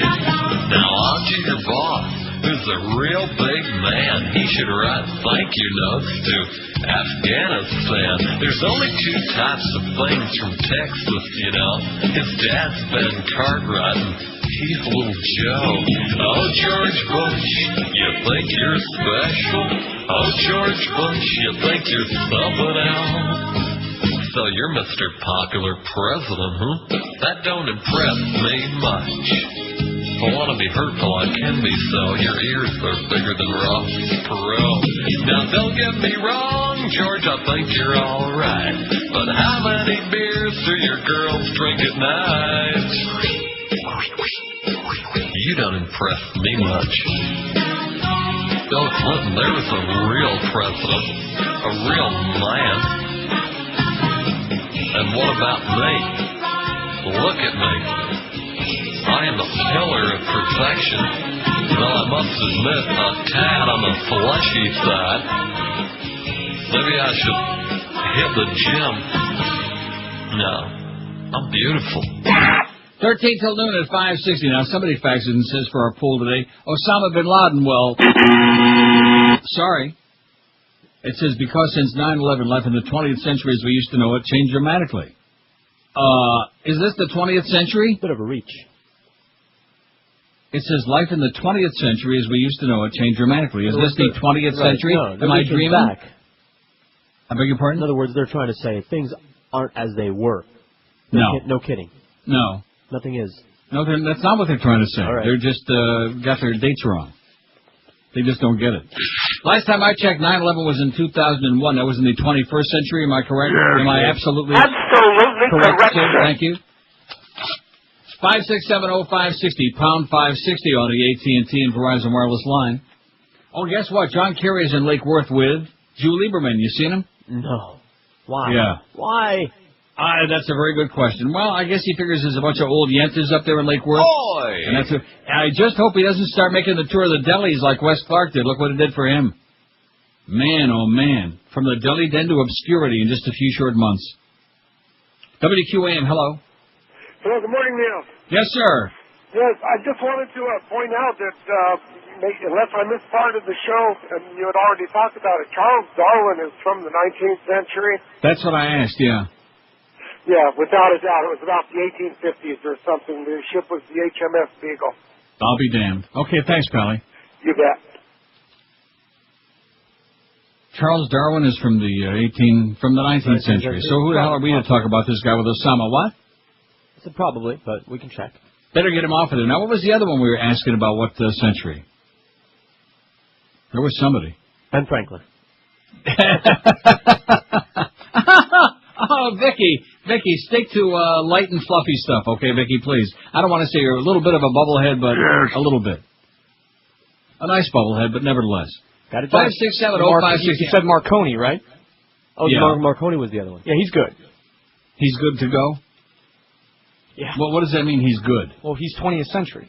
Guglielmo Marconi. Guglielmi, whatever his name was. Correct. He is in the 20th century? Well, how about that? If it weren't for Marconi... Darwin, who I think 19th century. He was what? 19th century. That's what the guy just said. You had to look it up, doubting one of our erudite listeners. What's wrong with you, man? Yeah, I'm doubting. Doubting the word of one of our really articulate, intelligent listeners who's probably having the Woodward book read to him right now. WQAM, hello. John Brown? WQAM, hello. Yeah, hi. Yes, sir. Can you add James Otis elevator to the poll? Can we add who? Otis elevator, James Otis. James Otis? Yeah, Otis the elevator guy. This must be the guy that was fixing our elevator on Friday. Yeah, you're not fooling me. James Otis, the inventor of the elevator. The most important person of the 20th century is the guy who invented the elevator? Sure as hell not the one in our building. Yeah, we hate that guy here. You know that the guy was there when I was leaving on Friday? You didn't see the guy, huh? No, of course not. The elevator True guy? story. And he was arguing with somebody, I forget who else was on the elevator, that was bitterly complaining about what a piece of crap it was.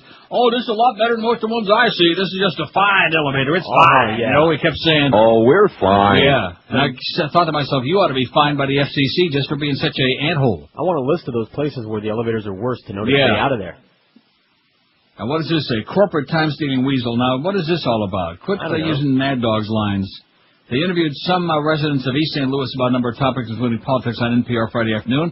When asked about the presidency, one guy said, we got to get Bush out. I'd vote for the devil over Bush. So there you go. Who would you vote for, the devil or W? Well, what does this mean? You have any idea what this means? No. Wow. But it killed some good time and wasted another sheet of paper. And you faxed it to me, which makes it even more perplexing to me. 56705. Maybe you figured I could figure it out, huh? Yeah. Being the genius that I am. How come the poll is down? Huh? Well, what just happened with Eric? Well, are we changing the poll? Took Darwin off of there.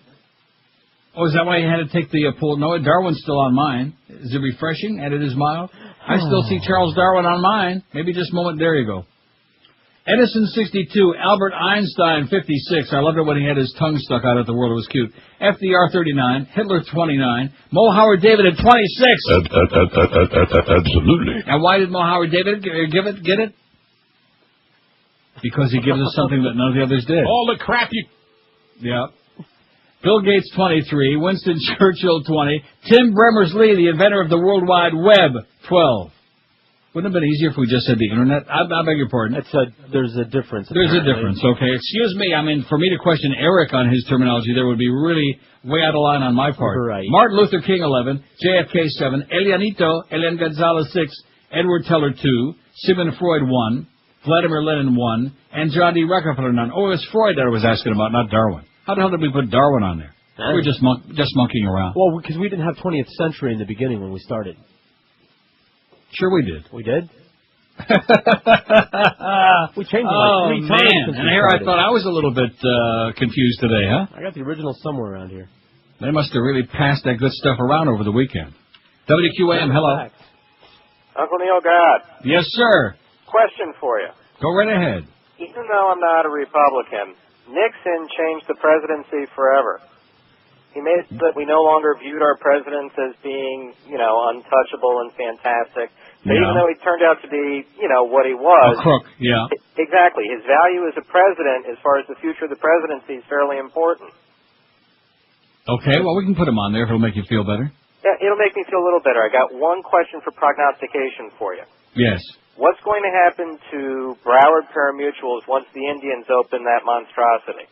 Well, what makes you think that they're going to let them run that thing? I keep hearing that they're going to open it up and they're going to be they're taking on the state. They're going to put in a full casino, slots, the whole deal. What makes you think that the state, and especially in that state, that they're going to let them do it? I honestly believe that if you look at the same property that they opened in Tampa, the Indians have been playing it real smart. They've been opening just what the Parimutuels have. Yeah. And because they really don't want to take on Bush, because as we all know, Bush running the state is a Nazi. Right. And he's not going, he'll let it go as far as VLTs and the machines, while at the same time he's crippling, the parimutuel facilities who've been paying taxes since the 30s. Well, maybe, just maybe, if they do open it and they win a challenge against the state, maybe that'll force the state's hand to let the parimutuels have slot machines. From your mouth to God's ears. Oh, yeah. In fact, Saturday I signed, what the hell day was it? Friday night I signed a petition at Pompano Park for the slots. We got the same thing going on down at the facility that I currently work at Dade County. But it's a scary thing. It's a very scary thing what's going on. Yes, it is. Because one thing that we know for a fact is that the governor of the state has no idea how many video lottery terminals already exist in the state of Florida, with all the Elsa-Cockers pouring the dollars in one after the next. And the fact that he doesn't know it and that he's paralyzing other facilities, not that we want to, take a fortune of money from everybody, but people are going to gamble regardless of where it is. And if they want to gamble, let them gamble. Amen.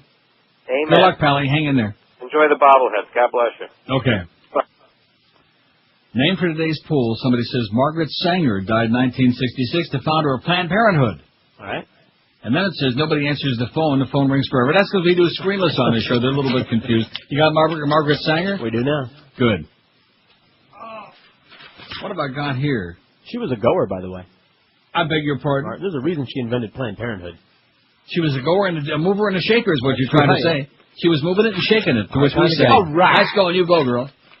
Kind of like Janet Reno, only she's shaking something else. 4 minutes till noon at 560 WQAM. Have you been putting off that home improvement dream because you're afraid of a home improvement nightmare instead? Well, here's a way to have sweet dreams, because Design Concept Builders is the answer you've been looking for. Design Concept Builders has been one of the top home remodelers in South Florida since 1983 because of their 100% customer satisfaction with their no excuses policy.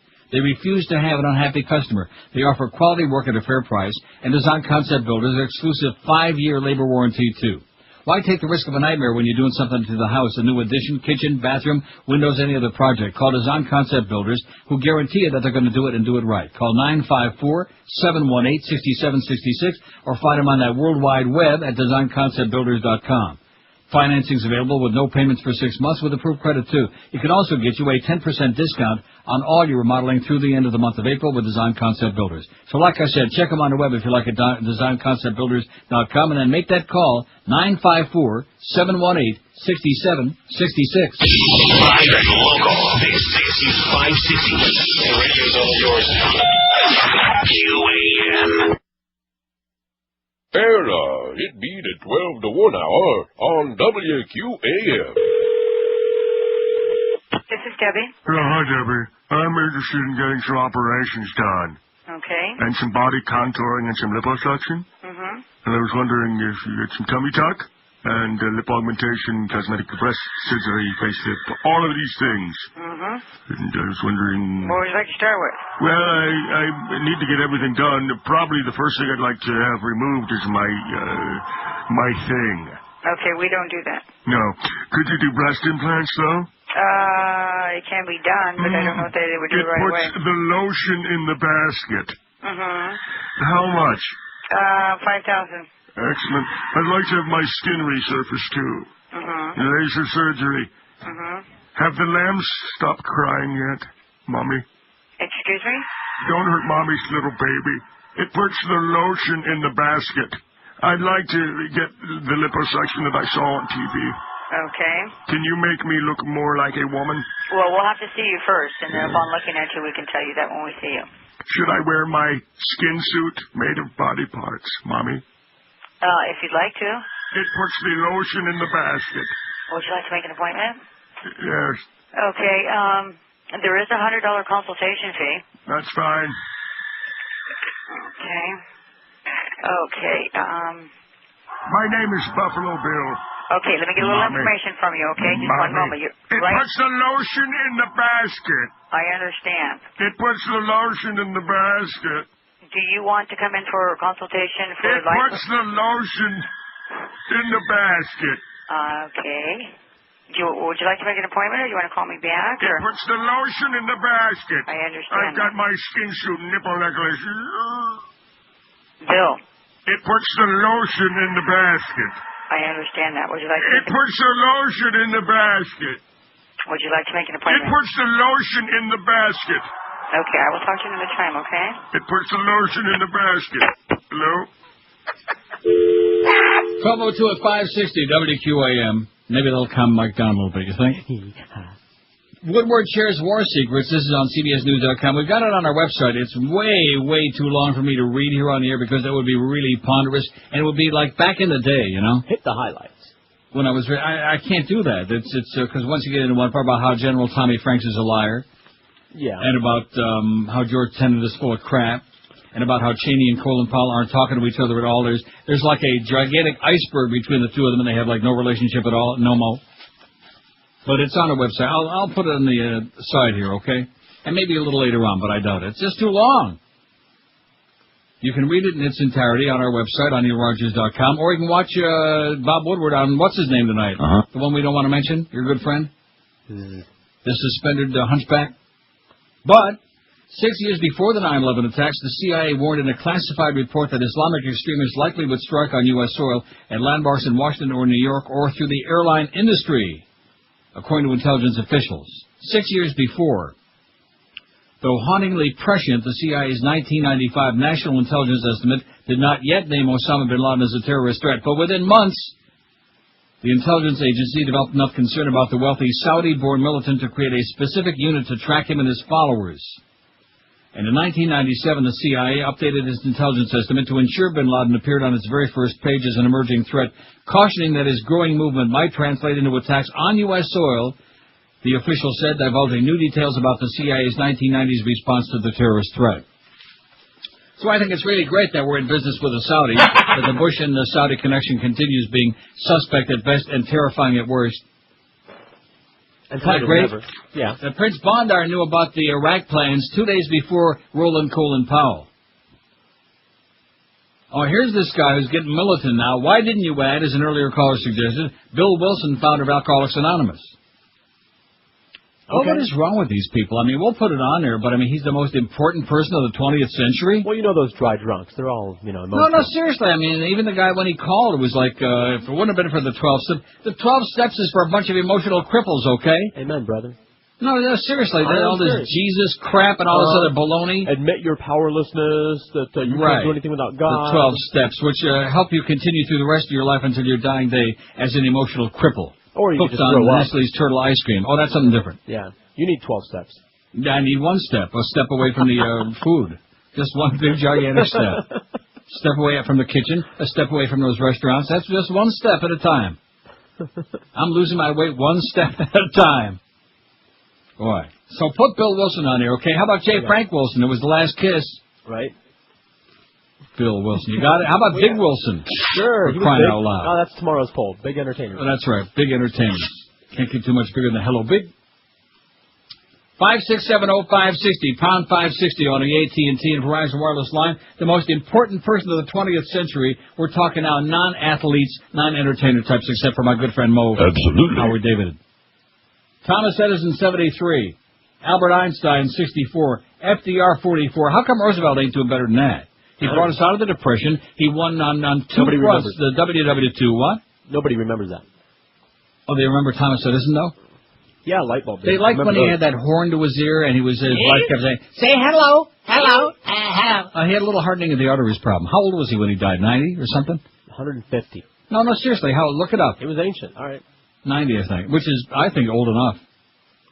FDR 44. Adolf Hitler had about 30, man. And again, how can he only have 31 votes? I mean, It's just unbelievable to me. Mo Howard David's got 29. He's right up there with Hitler, which most people in the building would agree with that. Bill Gates, 26. Winston Churchill, 25. Tim Berners-Lee is moving up rapidly, inventor of the World Wide Web. Well, slowly, 18.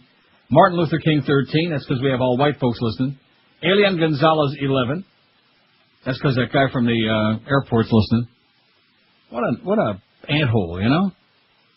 See, if we keep saying these often enough, it'll just slip out as opposed to having to stop and think of, like, what word do I say now? Right. You have to, like, re-educate. You have to, like, go to school all over again. Where's my new vocabulary? Ant-hole. What's Kerry talking about? Deal. That is outrageous and unacceptable to the American people. Absolutely correct, sir. Dana, what are they saying at the White House? Well, here's what they're saying. Well, we don't give a crap what they're saying at the White House. We just want to hear more John Kerry. And hope that I don't know, he just, don't say it. Mo Howard David's got 30. Look at that. Bill Gates, 27. Church. Didn't I already do these?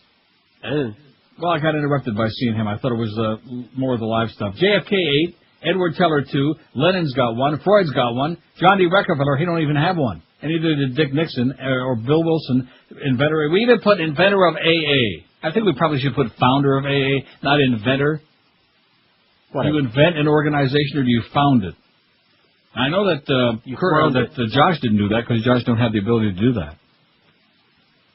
Not that I want to blame Eric because Eric's been on a real roll here lately, especially since I sent him that check. All right, Edison. But if Josh had the ability... If I had the ability to do it, I'd take you out here right now and kick your goddamn teeth in. Now, see, there's another one we can't play. Did you dump it? I did, too. We're all dumping it. I can't believe it. Everything I play in here, there's something in it. We got to, when it down, we got to bleep it out. Poor Alex Bennett even. Gee, that's so dang bad. Oh, speaking of Alex Bennett. Yes? Thomas Edison was born in 1847. I don't care when he was born. How old was he when he... 1931, which sounds like 84, but you can check that. He was born in when? 1847. 53 and what? Right. 31. 84. Very good. So Tom Edison made it till 84, but those last few years he had a little bit of a hearing problem, a little hardening of the arteries. Say, baby. Say, he needed Ernest Angley is what he needed with that nice mop. WQAM, hello. Hey, Neely, how you doing, buddy? Pretty good, Pally. Hey, there's a guy named Vince Cerf who was supposed to be the father of the Internet. Yeah. I think he made it to worldwide. He was the one that was mostly responsible for getting it out there. How do you spell his last name? Vince Cerf, C-E-R-F. Like Gunner Surf. Huh? Okay, thanks a lot, man. Vince Cerf, you got it? In fact, that's why they call it surfing the web, isn't it? Okay. Oh, come on now. You could surf the waves with Jan and Dean, but of course one of them is dead. Which one died, Jan Berry? Yeah, it was Jan Berry. Dead. Dang it. I was going to say damn it, but I can't say that no more. Boy, I tell you, I hope that the Beasleys and Viacom and everybody else has some success in battling off these lunatics at the FCC. And nice job at the Herald, by the way, Glenn Garvin. Has done absolutely nothing. Since the early days when Stern got dropped by a cheap channel. Since then, he's done nothing except send us a couple of stupid faxes or messages. Oh, can I sit in on the show one day? I'm going to write a piece about this. Yeah. Write a piece about that. Why not write a piece on the Civil War while you're at it? Read something really timely, Glenn. What a rag that is. In fact, I bet you that militant Cuban there at the airport on Saturday that I encountered, I bet you he reads the Herald. Or maybe somebody reads it to him. WQAM, hello. Not there. Right. QAM, hello. Hey, Pally, how you doing? Okay. I got a suggestion for your poll. Here's the guy that's got it. I can already tell. Yes, sir. How about Mr. Ford, Gerald T. Ford? No, not Gerald Ford. Henry Ford. Oh, Henry. I'm sorry. Not Gerald Henry Ford. He was the president. He was dumber than a box of rocks. He was dumber than the guy we got now, if that's possible. Okay, thanks a lot, pal. Henry Ford. Got it? Virulent anti-Semite, by the way. That's why George likes him. Henry Ford. I owned a Ford once. I owned a... Oh, just stop already. Will you just stop? Relax. Relax. You're starting to win me over on that whole... Well, you already did win me over on that thing over there. And by the way, nice going, Ariel Sharon. Not lunatic, maniac. And what are they all saying over there now? Oh, it's Bush and the U.S. are behind this. That's right. And if that's the best control we got over Ariel Sharon with the millions and millions and millions and billions that we're pouring up into his fat ass, then there's something really, really rotten in Denmark. And it ain't in Copenhagen either. Something really stinks bad. You just wait the next few days, boy. This Hamas, they're gonna come striking back. There's gonna be all sorts of dead people, bloodshed, and grotesque crap. Yeah, and it's worth it there too. Now, do you think we're having a few problems along the way with the roadmap? If I hear that term one more time, man, roadmap. The road. Yeah. The hell are they talking about? I think somebody peed on his matzah over Pesach, Ariel Sharon, and I was taking it out on everybody else. Lunatic, maniac. He don't want no settlement with the Palestinians. He just wants more and more settlements. That's what he wants. 5670560, pound 560 on the 18. And I'm going to say the same thing I said on Friday. I'll say it again. The idea that anybody should have to die because of the Israelis and the Palestinians, let them kill each other like Michael Moore said, all right? What does that got to do with the price of anything? They got no oil. They got nothing that we want. Who the hell needs them? If they want to continue their 5,000-year-old crap, well, let them go ahead. Am I right? Yeah. Absolutely. Absolutely. We can all agree. That region, we got our own problems over here. Right. Lunatics, maniacs, religious fanatics, man. And, of course, the main part of it is that the religious fanatics aren't the main part of the population among either group, and the main part of the population is saying, hey, cut the crap already, we'd like to stay alive. No. Can't do it. 1213 at 560 WQM. You've heard about the big demand and high pay potential for computer professionals. Have you wondered if this career is for you? Yes. Well, here's your chance. Fast Train is hosting a free one-hour seminar on computers and networking this Wednesday night at both the Miami and Fort Lauderdale campuses. You can learn free basic PC troubleshooting and networking. Let me say it again, absolutely free. Seating for this free computer seminar is limited, so pick up the phone and call Fast Train today, 1-866-FAST-TRAIN. All attendees to the free seminar will receive a diagnostic tool at no charge, so call now to reserve your spot, 866-FAST-TRAIN. And if you do decide that a new high-paying career is in your future, Fast Train can have you trained and ready for that new job in just 4 short months. In other words, by the end of summer. So check out the seminar Wednesday night by calling and reserving your seat. Check them on the web if you like at fasttrain.com. But be sure to make that call for the seminar at 1-866-FAST-TRAIN. And be sure and tell them that the useless Todd Dreck told you to call. We're Sports Radio 560 UAM. Your car. You love it. You need it. And you want to protect it. But how? You've tried the club. You've tried LoJack. You even put your trust in the wimpy little alarm system that came with your car. But where did it get you? Now, the answer is here with the Palestinian car alarm. It's a sound that could wake the dead, and it sure as heck will wake the neighbors. The Palestinian car alarm works because it's not a mechanical device. It's a genuine Palestinian, and boy, is he alarmed. The Palestinian car alarm not only sounds a startling alarm, it also uses verbal messages to ward off would-be intruders. You are too close to vehicle.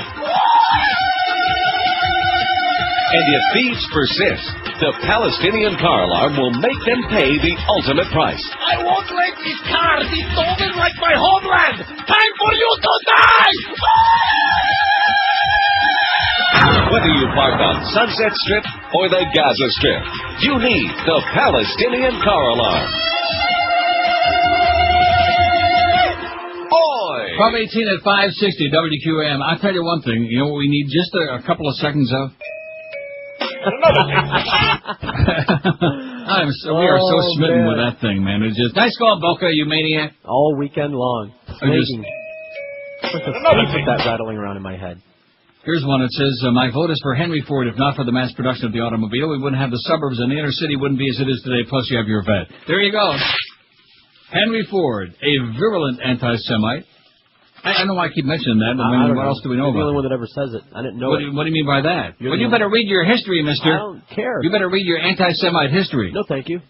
Got to talk to, what's his name over there at the Coral Ridge Presbyterian Church, Dr. D. James Kennedy. He probably didn't like a whole lot of ethnic groups, and I still don't care. You know what the D stands for in D. James Kennedy, don't you? Das? Damn bigot. Oh. Bush amnesty blamed for rise in illegals. Here's another good reason to vote for El Presidente. Not. The number of illegal aliens being apprehended on the southwestern border has jumped 25% in the first 3 months of this year compared with last year, and many are blaming President Bush's immigration proposal in January for enticing immigrants across the border. Nice going, W. Not. It doesn't take a rocket scientist to tell you the president's speech was the catalyst for lots of folks to make their way north and try to get into this country in order to get what they accurately believe to be amnesty, said Representative Tom Tancredo, Republican of Colorado and chairman of the House Immigration Reform Caucus, Republican of Colorado. The increase in apprehensions was driven by a spike within the two Arizona sectors, Yuma and Tucson, which saw increases of 60 and 51% respectively. And if apprehensions are increasing, so is the number of illegal aliens making it across the border freely, said Mr. Tancredo. And current, former immigration law enforcement officials also say they assume for every one person caught, 3 make it across safely. 3 out of 4. So there you go. Great. Opened up his arms and legs and said, come on in, you know. What a crock of crap. 5670560. And another thing. Pound 560 on the AT&T and Verizon. It's almost as good as that. Not quite. Oh, better. WQAM, hello. Neil. Yes, sir. Hey, what are you guys saying that it was bad about what happened in Israel with in the Palestinian territories with the Hamas leader? Well, what does that mean? I don't think we mentioned that. Yeah, you guys just talked about it. I just was talking about it, yes. About that Sharon is a lunatic, yes. No, that's one thing, but that he's killing terrorists, is that bad? Sir, let me say it to you again, okay? This is the same guy who calls every time with his Zionist frenzy, Katzahois, okay? That's my comment to you. He's killing terrorists, is that bad? And along with everybody else, if they really want to sit down and have peace, this is not the way to go about doing it. He's getting everybody whipped up into a frenzy. You know, they hit us, so we hit them back. They hit us. It's a perpetuating, it's like a dog chasing its tail. And ant-holes like you are people who continue justifying it. It's a revolutionary idea. Everybody comply with international law. No. No. Everyone. No. Everybody except Ariel Sharon. Oh. This is the same one, the same guy that calls no matter what they do over there. This guy reminds me of the one I was telling you about that was in my house last Thursday or Friday. I don't want to say who it was. It's very depressing. Yeah, give me a song and a dance, this Jewish guy, about how he's for Bush because, you know, if we got Saddam out of there, it's good for Israel. And let me say it again. If you're in the United States, worry about what's good for the United States first. Now what's good for Israel. Now what's good for Cuba. What's good for America, okay? All these people give me a song and dance because I'm sitting up here in Toronto, Canada, eh? I noticed that was a local And one of the reasons I'm sitting in Toronto, Canada is because I'm sick and tired of stupid people like that. Who wouldn't know where to find any of these places on a map with both hands. We're going to get rid of terrorists. Start with your own. Yeah, there you go. That's right. Good point. But don't confuse that guy with the facts, because he's just another brainwashed lunatic, that's all. I think he had too much bad kishka when he was a child. There ain't nothing like kishka, though. I agree. With some nice gravy. Oh, man. Nice. It'll tear your guts out, though. So anyway, Pally, we'll see you on the first boat, okay? We'll see you on the slow boat to Tel Aviv. If you're so crazy about it there, goodbye. Have a good time. Good luck. We'll pack you some, not a whole lot. No, we don't have to pack a lot. You have to be a maniac. No, seriously, you have to be a maniac to be there. You have to, and these people that send their kids off there to the kibbutz and to here and there, it's like sending off your kids to be a human sacrifice. It's like inviting your kids to sign up for the U.S. military right now. And the last couple of days over this last weekend, we're starting to hear that nasty 5-letter word is rearing its ugly head, and it begins with a D and ends in a T. Yeah. Draft. Starting to hear that word rear its head again. Then you'll see, of course, they wouldn't do that till after the election. They wouldn't make an attempt at that. But boy, oh boy. Then you'll see some people who right now are busy picking their nose get real concerned about what the hell's going on. And how many, and over the weekend, I didn't even mention this at the beginning because I usually mention the casualties, had 11 more soldiers die over the weekend, U.S. So now we've topped the 700 mark. We sure went fast from 500 to 700, didn't we? Yeah. Over 100 just since the first of this month, and today, the last time I checked, is only the 19th. And I got a feeling, I hope I'm wrong, next month might be worse. Yeah. Oh, the closer we get to June 30. Because we're picking up steam. And, of course, like I said, which this guy wasn't listening to because he only hears what he wants to hear, the reaction to the killing of this Hamas scumbag. See, there I go again. Now, you know something? Now, listen to me. This whole thing with the words, this company, not the company, the people inside, the Muffmeister and Clarence, was as useless as a dead frog. They just carried it too far. They're wrong. They're absolutely wrong. Right. The idea that we can't say S-bag is so ludicrous. It's unacceptable. Products on the shelves, we can't mention them. Right. I mean, well, anyway, what was I saying? So when they killed anyway, they've got their take on it now is that this was Bush and the West. Whatever Sharon does, and of course they do have a point to a degree, because the U.S. are the ones who are keeping him in power, making it possible for him to keep doing his crap. Right. And building that wall, and increasing these settlements, and going around killing people, and of course some innocent people always have to die in the process. So on the one hand he talks peace, it's like the old deal, like I keep telling you, people that bitch about how fat I am, but keep pushing food in front of my face on the other hand. Pushing with one hand, pulling back with the other. Kind of like Wally Hennessy in the stretch at Pompano Park. Huh? Here's a fax that says from Deb. She says, how about Watson and Crick? They discovered DNA double helix genetic code. They won the Nobel Prize for that. Watson and Crick. Well, see, our crowd on QM, they'll think we're talking about Tom Watson, the golfer. Sports! And then they'll think we're talking about being up a crick, which we are. Watson and Crick. What time is their show on? So let's put that on there. Got it? Got it. I'm up a crick. It says, from this one discovery, there have been countless advances in medicine and genetic discovery. Keep up the good work. Spread the word. Bush is a donkey hole, it says here. Well, that's not bad, Debbie. A donkey hole. That's right. I like ant hole better. Vinton G. Cerf is commonly referred to as the father of the Internet. Thank you, Pally, whoever called before. How come we didn't know that? I don't know. I mean, we know about Bennett Cerf and Arlene Francis and Soupy Sales. And Surf Detergent. What was Arlene Francis' Martin, it'll come to me, her husband's name. He was also on What's My Line. Martin Borman, yeah. Oh, man. Anyway, during his tenure, Vinton Cerf, I wonder if he was kin to Bobby Vinton. From 76 to 82 with the U.S. Department of Defense's Advanced Research Project Agency, DARPA, he played a key role leading the development of Internet and Internet-related data packet and security technologies, including co-designing the TCP/IP protocol. I see. And the TZB protocol. As Vice President of the MCI Digital Information Services, 82 to 86, he led the engineering of MCI Mail, the first commercial email service to be connected to the Internet. In December 97, he was presented the U.S. National Medal of Technology by President Clinton, along with his partner Robert Kahn, for these accomplishments. He is referred to as the father of the Internet. Vincent Cerf, there you go. Let's put that in there in parentheses. The father of the Internet. How do you like that? For your father. For your father. Get that on there, Eric, or else. 27 past, or else not. 27 past noon at QAM. We got the Mad Dog coming up at 2. All right. We got the Hebrew Hammer from Shula Steak 2 and Miami Lakes. Now, I didn't see Hank this last trip, and is he lost announcer too? No. Oh. Speaking of that, what a segue. Delights of West Boca is dedicated to providing you with the best products for losing weight for that phase of your low-carb diet. If you're on the Atkins, the Sugar Busters, the South Beach, or any low-carb, sugar-free diet, this is a store you'll love, Delights of West Boca, because it's the #1 low-carb store in the universe.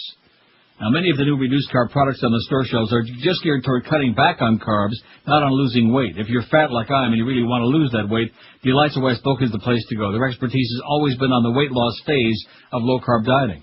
And Delights carries over 1,000 delicious products for you with a focus toward that lowest carbs possible that can fit into a successful low-carb weight loss plan. The spring sale at Delights is in full swing right now, so stop on by. Their staff knows dieting inside and out, and they're open every day, 7 days a week from 10 to 10.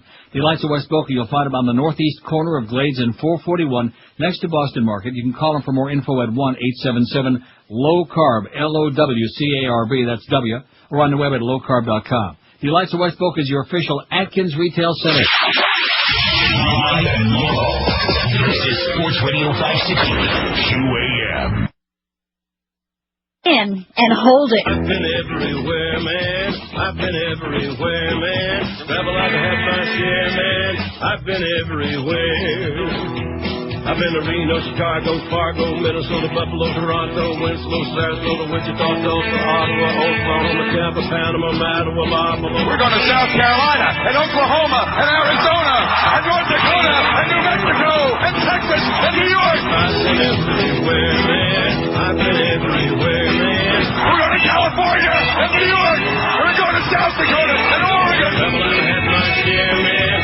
I've been everywhere. And North Dakota, and New Mexico. I've been to Boston, Charleston, Dayton, Louisiana. And Oregon. We're going to California, and Texas. Santa Fe, Dollar, Glen Rock, Black Rock, Little Rock, Austin. We're going to South Dakota, and Michigan. Grand Lake, Devils Lake, Crater Lake, and Deep Lake. I've been everywhere, man. I've been everywhere, man. Travel, I've had my share, man. I've been everywhere. And then we're going to Washington, D.C. to take back the White House. 12:32 at 560. Too bad they didn't have Geldy to decide. Spice up that speech just a little bit, you know what? See, there's a group of people who decided somewhere along, at some point, that Howard Dean wasn't going to be the candidate. Right, we don't know who those people are. No, but nevertheless, they decided at some point he wasn't going to be the guy.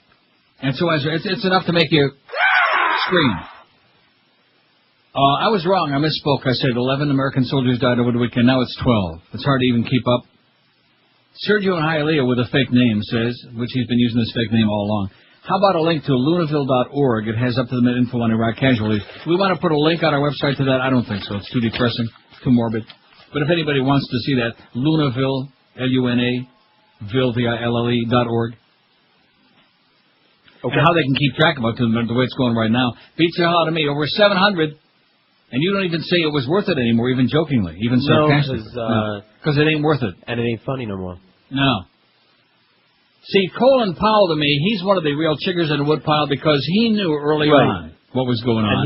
And he had an opportunity. In fact, when he threw that speech up in the air and said, I'm not going to read this bullshit. Remember reading about that? Right.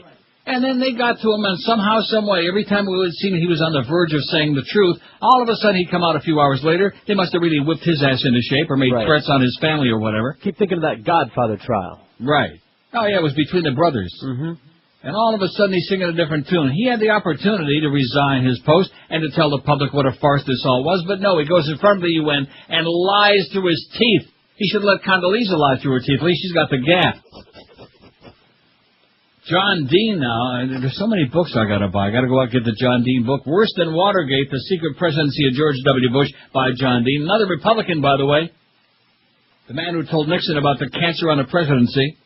And now we got to get the Bob Woodward book, which is called Plan of Attack. And keep in mind that Bob Woodward, in his first book on Bush, I don't remember what the name of that was. Bush, whatever it was. Bush at War, something like that.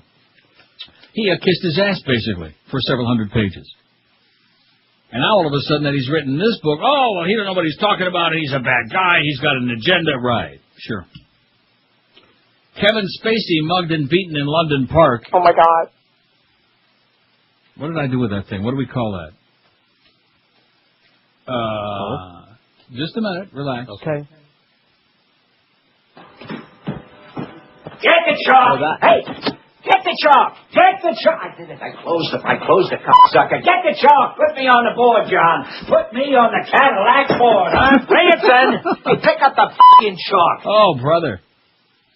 Well, I dumped the first one. The last one was okay. It had a good bleep in it. Well, I dumped it anyway. That's what you think. Yeah. You give me a big shot. The last one was all right. Now, what about this? This has got to be okay, I think. Go to lunch, George. Yeah, that's okay. Go to lunch. Will you go to lunch? No. Well, I put the whole long thing in there. What the hell is it? I don't know what you called it. Maybe I put it under Glen Hill. Oh, there it is. Okay. Nobody should talk to a man that way. Thank goodness. How are you talking to me that way?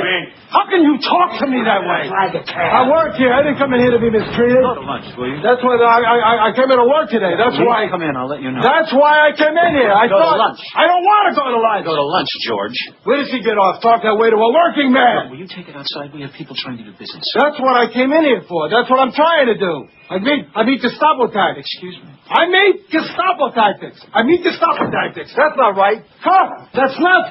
As long as Will you get out of here? Will you get out of here? Will you? I'm trying to run an office here. Now, will you go to lunch? Go to lunch. Will you go to lunch? No. Anybody who doesn't watch that movie, especially if you know a few sales holes or know any of your time, you got to see Glengarry Glen Ross. Anyway, getting back to Kevin Spacey, who's great in that movie. Double Oscar star Kevin Spacey, he's been brutally mugged. The 44-year-old actor told police he was attacked and robbed of his mobile phone while walking his dog in a London park at 4:30 in the morning. He was treated in a hospital for a head injury. But bizarrely, hours later, Spacey was constantly fought rumors that he is gay, contacted officers to withdraw his earlier claim. Baffled police said there is no crime to investigate now. Spacey, who lives near the park, was unavailable for comment last night. Spacey baffled police by complaining he'd been mugged and then told them to forget about it. Why did they start? Oh, I see, that's the headline in the British Daily, the Mirror.co.uk. Got it? UK. You go. The Oscar-winning movie star said a mystery attacker beat and robbed him of his mobile phone as he walked his dog. We just got through saying that. He reported the assault to officers within about 30 minutes and went to hospital for treatment of minor head injuries. But hours later, he returned to the police station where he made his complaint and dropped the robbery claim. Confirming that a man in his 40s had reported a mugging, Scotland Yard said he had a head injury and said he'd been robbed of his phone, but then he returned and withdrew the allegation of theft. As far as police are, maybe it was his boyfriend, you think? That's what I'm thinking. Yeah, that's what they're trying to make us think. Well, you know them Brits. Oh, and speaking of the Brits, I don't want to read any more about this because he's okay, and he probably made it all up.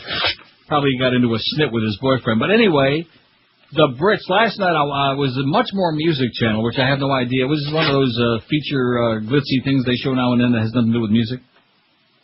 They had a piece on the brothers, Wills and Harry, Prince William and Harry. Yeah. And I'm going to tell you, like I've always said in the past, the Brits just make me sick to my stomach because they're so emotionally constipated and such a bunch of silly, useless people. I'm going to tell you, man, this was nauseating. When are you Brits out there, now we have a few in the audience, although they probably bailed out for good reason, when are you going to stop already with living in the distant past? Good golly, Miss Molly.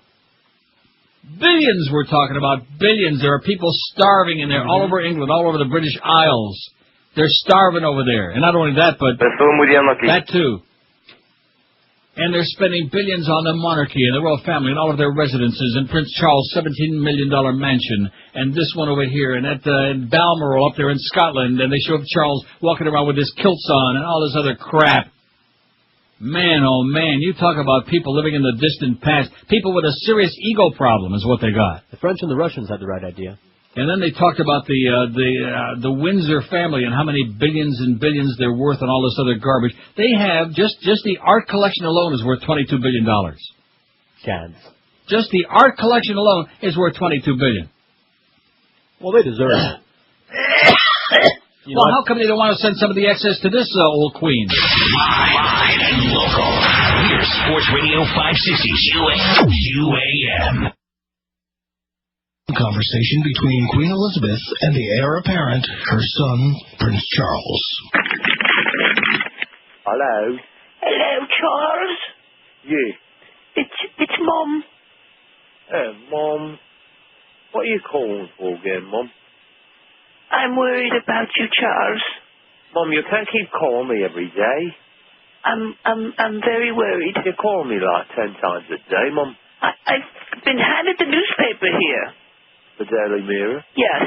I don't read such rubbish. Well, did you happen to see the front page? I didn't see it, Mum. I don't read such rubbish, I've told you. It says, is Charles bisexual? Guess what? Is it true, Charles? What does it say, Mum? Is Charles bisexual?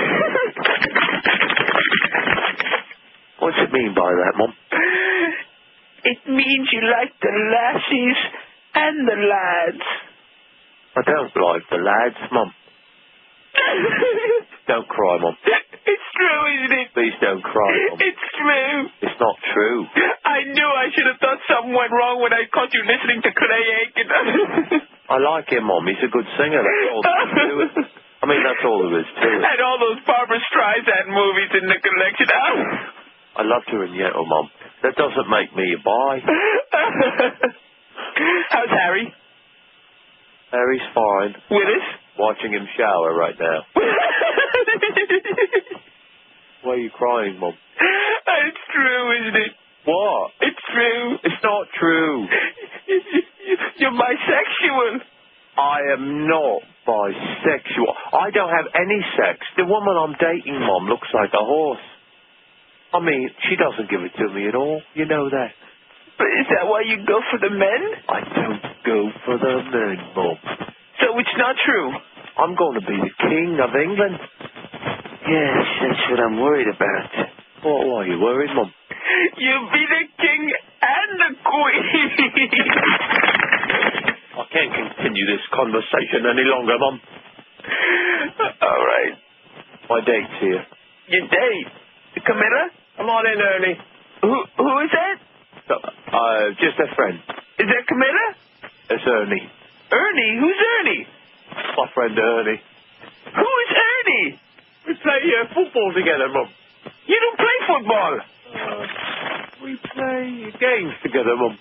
I've got to go now, Mum. Stop crying. Stop crying. 1246 at 560 WQAM. You know, you can see that this past weekend, because somebody told me, in fact, it was one of my friends at Air Canada, that this past weekend is like the last gasp as far as people bailing out of South Florida. Mm-hmm. So the people who stuck around one extra week after Easter and Pesach, the ones who didn't leave that previous weekend, they all bailed out this last weekend. So I would imagine CPA spokesman Dan Senior said in the Atlantic Journal-Constitution, in fact, that there is no reporting. Senior military spokesman Mark Kimmett had a suggestion for Iraqis who saw civilian deaths in Al Jazeera. Change the channel to a legitimate, authoritative, honest news station. The stations that are showing Americans intentionally killing women and children are not legitimate news sources. That is propaganda and that is lies. Acting as the substitute anchor on CNN's Wolf Blitzkrieg reports, Kagan began the interview by asking al-Sheikh to respond to those accusations, citing U.S. officials saying the pictures and the reporting that Al Jazeera put on the air only adds to the sense of frustration and anger and adds to the problems in Iraq rather than helping solve them. After al-Sheikh defended Al Jazeera's work as accurate and the images as representative of what takes place on the ground, Kagan pressed on. Isn't the story, though, bigger than just the simple numbers, with all due respect to the Iraqi civilians who've lost their lives?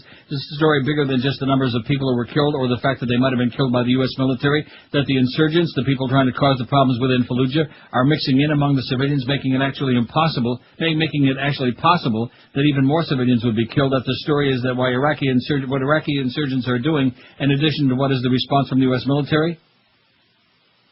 CNN's argument that a bigger story than civilian deaths is what the Iraqi insurgents are doing to provoke a U.S. response is startling, especially in light of the U.S. denials of civilian deaths. Video footage of women and children killed by the U.S. military is evidence that needs to be seen. And Al Jazeera is not alone in reporting a reality very different from the one U.S. officials describe. Authorities have been able to keep a tight rein on the information flow from Fallujah, with only one small TV network pool in the city that travels and operates under the watch of the Marines. It is noteworthy that the U.S. has reportedly demanded as a condition for lifting the siege of Fallujah that Al Jazeera cameras be removed from the city. But independent journalists reporting from Fallujah described the scene consistent with the one broadcast by Al Jazeera. Rahul Mujahajan, a U.S. journalist in Fallujah, estimated that of the 600 Iraqis killed in Fallujah, 200 were women and 100 young children, with many of the adult male casualties also non-combatants. He reported witnessing a young woman, 18 years old, shot in the head, and a young boy with massive internal bleeding at a clinic. Mahajan recounted that during the ceasefire, Americans were attacking with heavy artillery, but primarily with snipers, with ambulances among the targets. The sniper activity was also reported by U.S. journalist Dar Jamail. Fallujah residents say Marines are opening fire randomly on unarmed civilians and have attacked clearly marked ambulances. When reports from the ground are describing hundreds of civilians being killed by U.S. forces, CNN should be looking to Al Jazeera's footage to see if it corroborates those accounts, not badgering Al Jazeera's editor about why he didn't suppress that footage. Darren Kagan, bubblehead, pawn, propagandist, piece of crap, ant-hole. I just mentioned that. You're right. I'm stunned. And another thing. 5670560, pound 560 on the AT&T and Verizon wireless line. Line 9, QAM, hello. Hi. Yes, sir. I'd like to speak with Neil. Speaking. Neil, this is Richard Pearl. You talked about me on the air, actually. Oh, we want to clarify, not the Richard Pearl from the Neocon group. No, not at all. Actually, okay. I'm calling today because I have Craig Unger, who wrote House of Bush, House of Sod on my show. Really? Yeah, he's coming on at 5 o'clock on Waxy, that little dinky little station. But right. He's going to be on today at 5 o'clock. So, you want to use my show to promote your show? Well, I think no. It's not only that. I think it would be good for people to hear it, though, because I think what you're doing is a great service, and this is an opportunity for people to see the connection between Bush and the Bin Laden family. Yeah, the timing is perfect. I had the book sitting on my coffee table in the other room. I haven't started yet. I've got 5 others. All right, well, good. So I'm on today at 5. And I think that's what you're doing 790 Waxy. Not that we want you to be listening to another station, but just in case. Well, this way they don't have to listen to sports for a while. Plus, not only that, but you're our farm station anyway, 790 Waxy. That's true. Anyway, listen, you're doing a great job. I love your website, too, and I just wanted to call in. I'm the other Richard Pearl. I'm a homegrown thing, and I decided to do this because... I would definitely change my name or two. You know, I'll tell you something. I travel overseas. It's tough. You know, now it's like I don't want to go. Because these guys who may pull me out of a hotel room don't know my spelling, so and they don't really In addition, if you go to Miami International and some old Cuban guy might drag you over and say, how come your name on the passport? Now, they'll probably give me a free pass. They'll think, a right-winger, you go through. Good point. Like I said, keep it the same. All right. Well, anyway, thanks for giving me the opportunity. Thanks for the free plug. Thanks, Richard. Do a good job. All right, bye-bye. Okay. There you go. There's other stations using the Neil Rogers Show to promote their shows. No problem with us. Huh? I mean, we want you to listen to the Hebrew Hammer. Sure. But if you're not sports intensive, right? Right. Just write it down and listen to him. I beg your pardon? I said, hey, how you doing? Are you telling these people to write down QAM? Good. And by the way, I'm glad you mentioned that because we've got the 8 South Florida cheap channel stations on our website that you ought to avoid like poison, like the plague if you're sick and tired of Clear Channel and what they've done, not just with Howard Stern, but what they've done in general to this business. Just say no to Clear Channel, okay? So there's Richard Pearl. I remember the first day somebody called and said, oh, Richard Pearl has got a show on. And I just went nuts. Well, how the hell am I going to know there's another Richard Pearl, huh? Nobody knew. I didn't know that. Richard Pearl from Pearl Bailey. From Jack Bailey, who used to drive at Vernon Downs. 5670560, pound 560 on the AT&T and Verizon wireless line. WQM, hello. Hey, Neil. Yes, sir. Let's add Alan Greenspan to that list. Really? Yeah. Well, he sure got a lot of power, I'll tell you that. I'll tell you what, the same poll was done in France, and I think Jerry Lewis won. Wouldn't surprise me at all. Okay, thanks a lot. Who would you rather spend the weekend with, Jerry Lewis or Alan Greenspan? Put him on there, Alan Greenspan. Got it, Josh? Got it. Can you handle it? The most important person of the 20th century, and again, if you tuned in late, which you probably did, Time Magazine does this thing every once in a while when they got nothing else going on like us. And they take a poll worldwide, no less. Well, Time Magazine is worldwide. To mark the turn of the century, they profiled 100 individuals from 5 fields of endeavor who helped shape the 100 years. Who are your choices? And they list, look at the number of votes on here. Churchill, Leaders and Revolutionaries, he's got 1,364,900 some odd votes. Is that incredible? And he's just barely ahead of Ataturk. Didn't he used to be like a foot doctor at Cleveland Clinic, that Ataturk guy? He's one of the quacks that the Rimmer sent me to, I believe. And then they chased his ass out of town, yeah. That Rimmer, one good doctor. That's my good friend, Dr. What's her name? Hanft. Kendall Hanft. Thank you, sweetheart. She was going to, come in special to see me last week. And FDR is a distant third. How is that possible? He's got 494,000 votes. Why would anybody say that Churchill was more... well, like you said, it's an international poll. Right. So, closer to home. For them. And even Castro is right on FDR's ass, and he ain't too happy about it. He's been trying to get up and get away, but he's having a hell of a time doing it. That's bad. 5670560, what do we got so far? Edison, 104. Einstein, 88. Oh, and speaking of professions, here's a little-known fact you might find fascinating. All right. And I was inspired to mention this to you by that one of those spots we played in the last break. Do you know Duff Lindsay, our operations manager, what field of endeavor he was in before he got into broadcasting? No, I don't. Was he a singer? Pipe fitter. 4 minutes till 1, 12:56 at 560 WQAM. If you're having a fit because your carpets are looking pretty nasty these days, here's something that'll put a big smile on your face. Call my friends at Dry Concepts because if you've never used them before, you'll be amazed at what a stupendous, unbelievable job they do. They're simply the best in the world at bringing your carpeting back to life. Even if your carpets are old and kind of hopeless looking right now, when they finish dry cleaning your carpets, and that's exactly what they do, they will look like you just had brand new laid on your floor. That's correct. They leave your carpets vibrant in color, soft to the touch, and they give you a guaranteed written price up front before they start the job, no matter what you have them do, whether it's your area rugs, your oriental rugs, your drapery, your upholstery, your carpeting, all of these things. And when you call Dry Concepts, be sure and ask to have them put you on your standby list. We'll save you an extra 15% off the already unbeatable price on their stupendous job. Call them today. Believe me, you'd never dream of calling anybody else.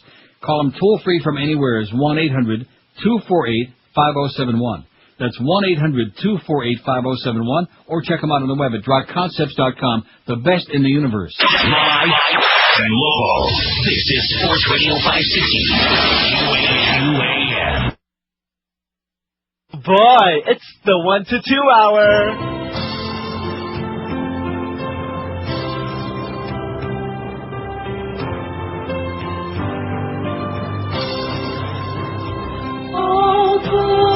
Doesn't want guys with ties and go walk man.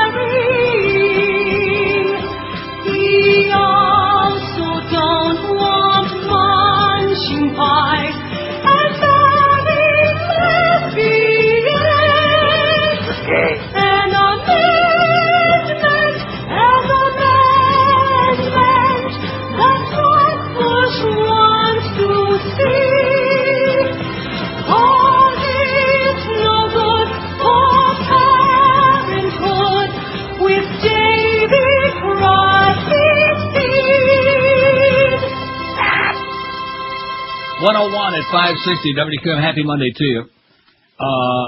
Major sports story. I'm surprised they didn't interrupt the show for this. Okay. I'm surprised Clarence didn't come breathlessly running. Oh, we got to get this out of here right away. Although, the sports alarm didn't go off. And I'll give you a little clue, a little hint as to who this might be about. Now we can't play it, the bit, the Mo Howard David bit anymore. Now what the hell is that called?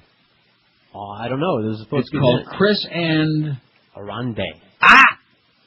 Got it. What is that thing called? I can't even find it. Maybe I already took it out of here, you think? Oh, no, there it is. That's as much as we can play that. Yeah. That's I like that. Wait a minute. One moment, please. All right. Okay. That's as much of that as we can play anymore. Back in the day when we played it, it was most amusing. Anyway, here's the big story. Oronde Gadsden, former wide receiver with the Miami Dolphins, was arrested early today on a DUI charge and for driving on a suspended license, police said, in Pembroke Pines. Captain Keith Pallant, police spokesman, said Gadsden, 32 of Davie, was wanted on 2 other counts and outstanding warrants that charged driving on a suspended or revoked driver's license. Shame on you, Oronde. Pallant said Gadsden was also charged with violation of a traffic control device. Whatever that means. Maybe he ran a light? Stop sign? Right. Something like that. Pallant said Gadsden refused to submit to sobriety testing in a breath alcohol testing facility and was booked into the Broward County Jail in Fort Lauderdale in lieu of $3,000 bond. He later posted bond. Later in the morning was freed. Pallant said Gadsden was stopped around 2:30 this morning while driving westbound on Pines Boulevard in the 8100 block. Police said he had just left Club Iguana in his black 2003 Infiniti. Well, that reminds me of Jeff Cohen going down there to a Tootsie's last week. Pallant said the SUV was spotted swerving out of his lane of traffic and running over lane markers. He was stopped on the 8700 block of Pines Boulevard, questioned and arrested. Gadsden, an unrestricted free agent, is unlikely to return to the Dolphins. He played in 6 games last season after being re-signed November 19, catching 4 passes for 48 yards and no touchdowns. Yada, yada, yada. So there you go. Rhonda Gadsden, he's got a little bit of his own contretemps. It's amazing that this story came out so quickly, although, see, he doesn't play for the team no more. It's kind of like when Peter Worrell was on the Florida Panthers, and he had a DUI, at least one, and they kept it real quiet for a very long time. But nevertheless, how are those Panthers doing in the playoffs, I should ask? Kicking some ass? Huh? I think we got some free Panther playoff tickets to give away. What do you say? We love the Panthers. 5670560, the most influential person in the world in the 20th century. WQM, hello. Hey, Neil, how are you? Pretty good. When you said you were telling the Oronde Gadsden story, maybe reminded me of over the weekend, Ty Law got arrested down in, I think it was Miami, on a foot chase. The cops were chasing him. By the long arm of the law? Yeah, from the Patriots. I'll be damned. And when they went to arrest him, he said, "Don't be touching me. I'm a professional athlete." That was a quote. Those were his exact words. So I just thought you'd like to hear that. Thanks for the good news, Pally. Now we're even. All right, take care. All right, except Tyler's got a Super Bowl ring, but other than that. 5670560. You got 2, Josh? Yeah. He's got a pair. I just mentioned that in passing. I don't want the Dolphin fans to get upset because they're very jealous. And there was actually a football game. There was a Super Bowl game on Super Bowl Sunday, even though almost nobody remembers it. And why don't they remember it? Because of all that crap. Too bad I can't play that sound anymore. What? I guess can play that. Yeah, there you go. For now. The big Janet Jackson, Justin Tinkerbell flat. That's all they know. I mean, I'm going to tell you, what that says, it speaks volumes about America, about your politicians, about the immaturity of the whole American psyche. It's pathetic. A booby, an exposed booby for a fraction of a second is on, and it wasn't even like totally pristine. It had like that thing on it, whatever that thing was. Hubcap. That hubcap on it. Right. And you would have thought that the world was coming to an end. My John Ashcroft, man, he must have been hyperventilating. He was making all kinds of Mo sounds, right. Oh, speaking of that, record poppy crop makes mockery of Afghanistan's jihad on opium. Hi, poppy. Now, maybe if we had that $700 million to finish the job in Afghanistan, or at least to do a little bit more. But no. El Presidente, it kind of is like the Iran-Contra thing all over again when they were diverting funds from one place over here, in addition to which Congress didn't know nothing about it, that $700 million. You were aware of that? You saw that in the Woodward thing last night? Yes, I did. Because even though I didn't watch it, I've seen, clips and read all the stuff. Try to be up to date. So I have just a minuscule idea of what's going on, like usual. Blossoms of ripe opium poppies blanket the valleys of Nangarhar province, whatever that is. Colorful proof that another war is not working. Afghanistan's jihad against opium production. President Karzai's promise that 25% of the opium harvest in Afghanistan will be destroyed is no closer to being realized. Last year, the harvest provided 3/4 of the world's heroin and 95% of Europe's. This year, a record harvest is expected. Robert Charles, a narcotics expert from the U.S. State Department, says that 300,000 acres of opium poppies will be harvested, 30% more than the previous harvest, than the previous highest. Already 10 million people worldwide are addicted to Afghan opiates. Even Sherlock Holmes is still hooked on it. At a conference in Berlin this month, U.S. Secretary of State Colin Powell linked the aid package of $2.3 billion pledged to Afghanistan for 2004 and 5 to the destruction of the opium harvest. You don't think it was another lie, do you? No. It was then that Mr. Karzai called on farmers to fight opium production with the same commitment as they would a holy war. Right. This is not a real policy, says Haji Din Mohammed, the governor of Nangarhar. We've only told farmers at the end of the season. It is only now being decided whose fields will be destroyed. In other words, they're going to take their time. They don't want to spoil any of the good crap right now. See? They'll wait. Right, we'll wait.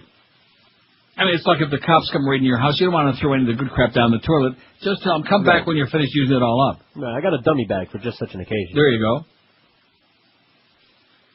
5670560, pound 560 on the AT&T and Verizon wireless line. WQAM, hello. Got one for the poll. Yes, sir. Bob Marley. Bob Marley, man. Now we're talking. Oh, he can't be on there. He's an entertainer. No. Try it tomorrow, man. The most important entertainer of the 20th century, this guy says, was Bob Marley. Yeah, man. There you go. Speaking of what we were just talking about, too. See the way this all kind of fits in together like a rubber glove? It's a rolling, flowing kind of thing. What the hell did I read? The Inquirer's been pretty disappointing the last 2 or 3 weeks. Something about O.J. Was something about the DNA testing, or that if they would have had the technology back during the O.J. trial that they have now, it would have been an open and shut case. Even that phonied up jury wouldn't have been able to play the race card. That's how devastating it would have been. I think that's where you're wrong. What? I think if O.J. had pulled the knife out of his pocket and said, I killed the bitch with this knife right here, they still would have acquitted him. Not guilty. Not guilty. If you're full of Schmidt, you must acquit. That's what. Well, Johnny Cochran's also got some kind of a disease of some kind. They won't tell us what it is. Yeah, Litivigo? He'd be ill. And Pat Burns has colon cancer, but he'll be all right. You know Pat Burns? No. I knew you didn't. I know it burns. WQM, hello. That's what he said. QAM. Hey, how you doing? Yes, sir. Joe? Good. How about General George Marshall, the Marshall Plan? General George Marshall will be excellent. Okay? Thank you. And I just want to say one thing. Yes. You watch these talk show programs with Matthews and all these guys, and they talk how the president made his point. We got to go forward. We can't go back. But no one talks and says, am I allowed to say schmuck? Yes. Okay. That he's a schmuck. Once. He can't say twice. two words together? Yeah. I mean, the man is just incoherent when he speaks. That is correct. Okay. Have a good life. And you too. Oh, that was great. I have no life. Oh. 5670560, pound 560 on the AT&T and Verizon wireless line. Tomorrow we'll do the most important entertainer of the 20th century, and on Wednesday, the most important athlete of the 20th century. And then you know what we might do on Thursday? What, turn the transmitter off? The most important poll we ever took. I don't know. No, well, Thursday we got some good news, man. I don't want to get carried away. Right. All right. I don't want the audience to feel like we don't love them anymore, because we certainly do, and we appreciate their long-standing patience and support. But Thursday, we love the Marlins. So they got swept by Atlanta. Big deal. Okay, they're still 8-4, right? They're off to a great start. Can't win them all. Can't expect them to own the Braves every year. Plus, I think that Mo put the hex on, because he's a Braves fan, don't you think? Yeah, he's responsible. Jim Mandich says that you can win them all, and he's done so. Did he say that? No, I'm making that up. Just because of being 17 and... Oh! Right. He's got a ring. I don't want to tell you what kind. We can't say that anymore on the air. I got a picture of it if you want to post it. I bet you do. I do. I don't want to hear about it. Want me to send it to you? No. On its way. Let's see. We got till 12:30 on Thursday. Then we got the Marlins game. Marlins at the Phillies with a pregame at 12:30 and a game at 105. Oh man, I think if the Marlins would emulate the Cubs and play all-day games starting at about like noon, I think 10 to 11:30 is a magnificent shift, don't you? Oh man. Yeah, 10 to 11:30. We'd do the best damn hour and a half, man, power pack. We wouldn't have time to take a breath. It would smoke. There wouldn't be any of these pauses or even time to do a little greps like I just did. We would just be smoking along, man. No, not even no time for spots. So I guess that's out. 12 minutes after 1 at 560 WQM. If you've been sleeping on a really crappy mattress, your back will tell you because you wake up in the morning, you feel like crap, and you feel like you haven't even slept at all. If you want to get a great new mattress, there are a lot of ways to go, but the smart thing is, what I've been doing for years, call 1-800-MATTRESS, because Dollar Mattress backs everything they say in their advertising 500%. Their competitors still like to lie. They give you a lot of BS. Here's an example. In big print, you see an ad that says, no down payment, no interest, no payments for 24 months. The tiny print at the bottom reads like an encyclopedia disclaimers. Requires a minimum purchase higher than the advertised sale price. Many times, not a single advertised item would even qualify for financing. Interest penalties of 21% or more. Shoppers who need financing the most rarely even qualify. And Dollar Mattress ads have no tiny print, no disclaimers, no lies, no BS, no bullshit. When you call 1-800-MATTRESS, you'll find there's never an extra charge for same-day delivery either. And Dollar Mattress takes same-day orders all day long, from Kendall to Stewart, from Palm Beach to Fort Myers. When you call 1-800-MATTRESS, you pick the date and 2-hour delivery window you want your mattress delivered, and they show up when you're home when it's convenient for you. So call right now, and when you use them the first time, you'll see for yourself why 1-800-MATTRESS is ranked the best in the world in overall customer satisfaction. And Dollar Mattress reminds you to read that fine print because they want to make sure you know what you're buying, even if you decide to buy from somebody else. So do what I've been doing for a long, long time for a coon's age. Just make that one simple call, 1-800-MATTRESS, or log on to mattress.com. Dollar Mattress, 1-800-MATTRES, the honest way to buy you a great new bed. High and low. This is Sports Radio 560. I feel like a freak. Cause every time I pull out something to eat for this week, I can't do this. Cause I'm Jewish and I can't eat bread.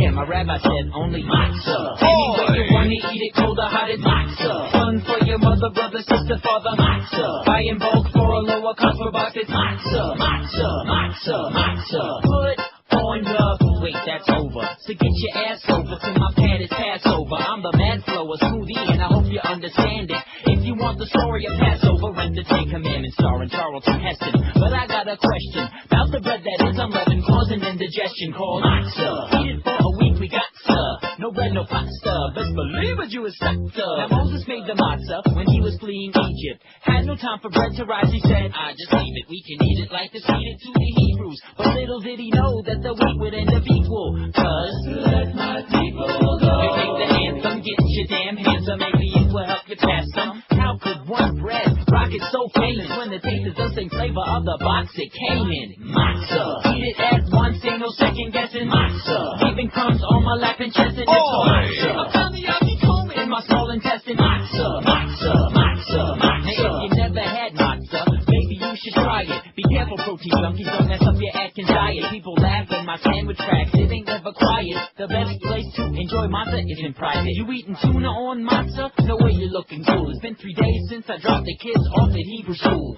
I like my matzah sweet with butter and jam on it. But please, out of respect, just don't put ham on it. Don't be scared of the matzah. Nothing could be safer. Just think of it as a super-sized communion wafer. What trade you? The matzah for candy this Easter. Wait, for some reason we can't have corn sweetener either. So go ahead and eat it, whether Jewish or secular. And if you need it, a smoothie will keep you regular. You never heard a Jew like this, I surprise ya. The bread might be flat, but this song is a riser. Matzah. When I munch, I love the crunch of matzah. I love it a bunch, wash it down with punch. Matzah. What's for lunch? I got a hunch, it's matzah, matzah, matzah, matzah. That was brilliant, son.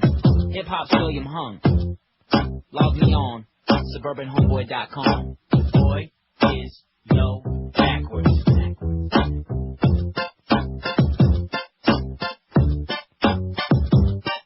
Oh, the Gandhi man, Ken. That's where Carolyn's faxes in. Gandhi. Huh? Yeah, man. How come he ain't on the list yet? Put Gandhi on there, please. Can you handle it? We got it. Mohandas. I actually mentioned the Afi Coleman in there. Now, you were on vacation. Right, when you and Zach were. But 2 weeks ago, and Zach gave us this whole big song and dance about the Afi Coleman, which I never heard of in my whole life. Even his, he filled me in. He gave you the tefillin in? Mm-hmm. And the afikoman, you stick a matzah in your rectum. No, in a napkin, and then you hide it, and the kids have got to find it. They play a little hide and seek. It's kind of like those candies, you know? Thingy. Find the candy in the crevice, kind of like that. Now, this fax you just sent me, this is he's entitled to his opinion, even though he's full of crap. It says, whatever. after all these years, Neil, I finally found a subject that I'm in total disagreement with you on. I know there had to be one. Senator Kerry said yesterday on Meet the Press that Hamas has had plenty of chances over the years to come to the peace table had they ever really wanted to. He went on to say that they're a brutal murdering organization that fully deserves to have their leaders assassinated, and I totally agree with his stated views on the subject. As far as I'm concerned, you can't kill enough of them. I hope Arafat will be next, and I disagree with you that the peace process is in any way affected by these actions. Right. Revenge is just another convenient excuse for them. When they're ready to talk, they will do so regardless of who is killing whom that week, and you know that the Israelis will be ready as well. That's my view, and thanks for listening. Oh, brother Larry. Oh, good luck to you, man. I think he was eating the box, just like I said in that bit, that the matzah inside tastes like the box that it came in. Wow. Just keep, stoking, like you said about stoking the hornet's nest, man. Just keep prodding and prodding and prodding. That's the way to do it. God, but before Sharon is done, he's going to have anybody who ever even had lunch with an Arab in the world hating not only the Israelis but hating the U.S. This is the thing that really frosts my ass. It would be one thing if what he did only affected him and the people crazy enough to be living there. That's their problem. But when it affects us, then it's another story. Anyway, here's a much more pleasant story. Well, kind of. Because even though we can't play fart sounds, we can talk about farting still. All right. At least as of today, we haven't got a new memo. It says dogs, they're sweet, loyal and loving. They fetch sticks and eat leftovers and stride beside their masters on morning runs. They guard sleeping households. Some of them even catch frisbees. Not surprisingly, those finer qualities tend to trump less likable traits, nipping at neighbors, shredding shoes, soiling carpets, and passing gas. Veterinarian Robert Dan, co-director of Blum Animal Hospital in Chicago, has seen his share of gassy pooches. Their affliction, he says, is fairly common, often stems either from the inability to expel excess air or intestinal bacteria that ferment carbohydrates, which in turn produces gas. Sorry, it says, that's more than you need to know. But that brings us to the popular Walter the Farting Dog series of kids' books. Are you familiar with that? No. Better get with it. Its stinky protagonist, Walter, a lovable and preternaturally gaseous canine, has brought dog flatulence and, as a result, flatulence in general to the fore like never before.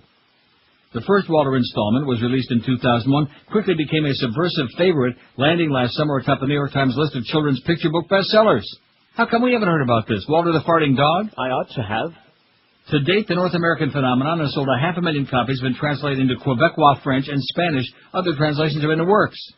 In its follow-up, Walter the Farting Dog, Trouble at the Yard Sale, it's hit the shelves this month, is on track for similar success, having recently ascended number 3 on the Times list, been printed in 12 languages. The ridiculous plot goes on like this. A man buys Walter from his olfactorily tortured master for $10 at a garage sale and harnesses the dog's formidable tooting talents for evil. Walter, having been attached to a fart catcher, is force-fed beans, the musical fruit, and made to fill balloons with his noxious fumes, thus creating near-lethal weapons to be strategically deployed via pin-popping during the course of a bank robbery. Walter, a friendly and charitable pooch, is hugely dismayed by his predicament. Not to worry, though, and in the end, all's resolved, and he returns home a hero ready to fart again and again and again in his forthcoming third romp, Rough Weather Ahead. And it goes on. The story's on our website. It's cute. It's cute. I'll have to pick that up. We can't play the sounds, but we can talk about it still. For now. For right now. Let's go kill some terrorists. Oh! All right, and if a few innocent pain in the ass buys they happen to die, too bad. All right. Start with Ariel.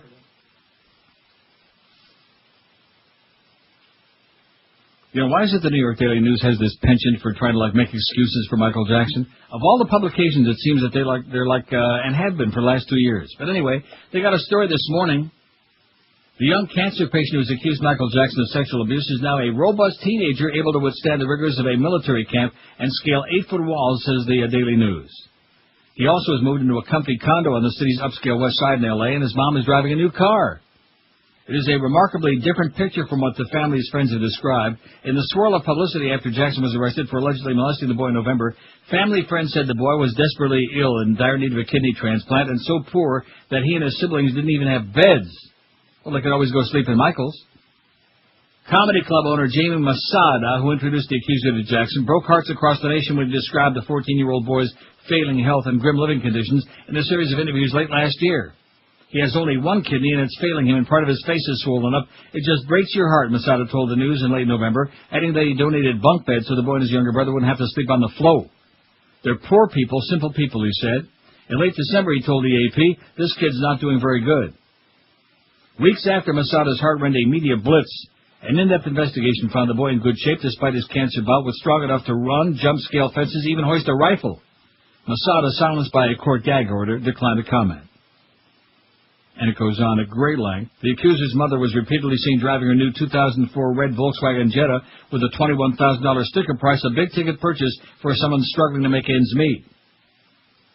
By January, they relocated to a pleasant two-bedroom condo near L.A.'s posh Brentwood neighborhood, maybe in O.J.'s old, maybe by there. A far cry from their former rundown apartment on the city's dicey east side. Well, maybe they got some advances to write a book, you think? Who knows? Who the hell cares? 5670560, pound 560 on the AT&T and Verizon Wireless line. The most important person of the 20th century was Thomas Edison, 120. Bless his heart. Albert Einstein, 106. FDR, only 81. That's very sad. They don't know. Mo Howard David has got 48. Absolutely. He's doing it. Adolf Hitler, 46. In fact, Mo has passed Hitler like he was standing still. Bill Gates, 40. Tim Berners-Lee? Yes, he does. Inventor of the World Wide Net. He's got a few. He's got 37. Winston Churchill, 36. Martin Luther King's got... About 30, man. 30. Henry Ford, 22. Elian Gonzalez, 16. JFK, 12. Lenin's got 6. Vladimir, that is. Watson and Crick have got 5. Edward Teller, 4. Dick Nixon, 3. Vinton Cerf, father of the Internet's got 3. Bennett Cerf don't have any yet. Sigmund Freud, 2. And John D. Rockefeller. A bunch of people got 1, including Gandhi just went on there. It's almost enough to make me want to play the Gandhi Man. And I think I might. Good. I like it. I love it. 27 after 1 at 560 WQM. Here's one thing that people don't love, and that is thinking about the horrible things, the diseases, the things that can happen to you, especially if you're like fat or out of shape or if you have bad genes. Last week I had an amazing test at the Hollywood Diagnostic Center. It's just phenomenal the way technology has come along now. It's like an MRI used to be in the old days. You know, you just lie in the machine for a few minutes and you hold your breath and they keep taking pictures. But now they do the whole body scan. And it is absolutely amazing. It's a proven fact that disease responds extremely well to treatment if you detect it early. That's the key. So if you're concerned about maybe you have a bad lifestyle, maybe you're fat as a cow, maybe you've got like a history of heart disease or cancer or whatever in your family, you really ought to check this out. Hollywood Diagnostic Center is proud to announce their virtual colonoscopy, which is so much less intrusive than the traditional one, by the way, coronary heart scoring, which I had, and full body screening exam, too, which I had, that can detect cancer and other life-threatening diseases in their early stages. Your doctor's referral isn't even needed. For all your imaging exams, call Hollywood Diagnostic Center, 954-966-3600 for the test that can give you and your family peace of mind. There's nothing like walking out of there after you see all the pictures on there, you know? There's your heart, there's your lungs, there's your liver with bacon and onions, there's your kidneys, there's your pancreas, there's your rectum. All of them, they're right on there. At Hollywood Diagnostic Center, they offer state-of-the-art imaging equipment with open MRI, high-speed CAT scan, nuclear medicine, and much, much more. Hollywood Diagnostic Center has been serving the community for over 20 years, and their facility also provides a complete mobile diagnostic service that can come right to you. So really, finding out early is what it's all about. In case you have something going on bad in your body, you want to know about it. Call Hollywood Diagnostic Center for your imaging exam today. Call 954-966-3600. It could be the most important call you'll ever make. 954-966-3600. Live and local. This is 560. The radio's all yours now. QAM. There was American Chopper, then American Hot Rod. Now, there's a show for all you gearhead users. American Scooter. Hey, what are you doing? You can't put a hover around wheel on a rascal. What are you trying to kill somebody? Tipper's Flare as time runs out.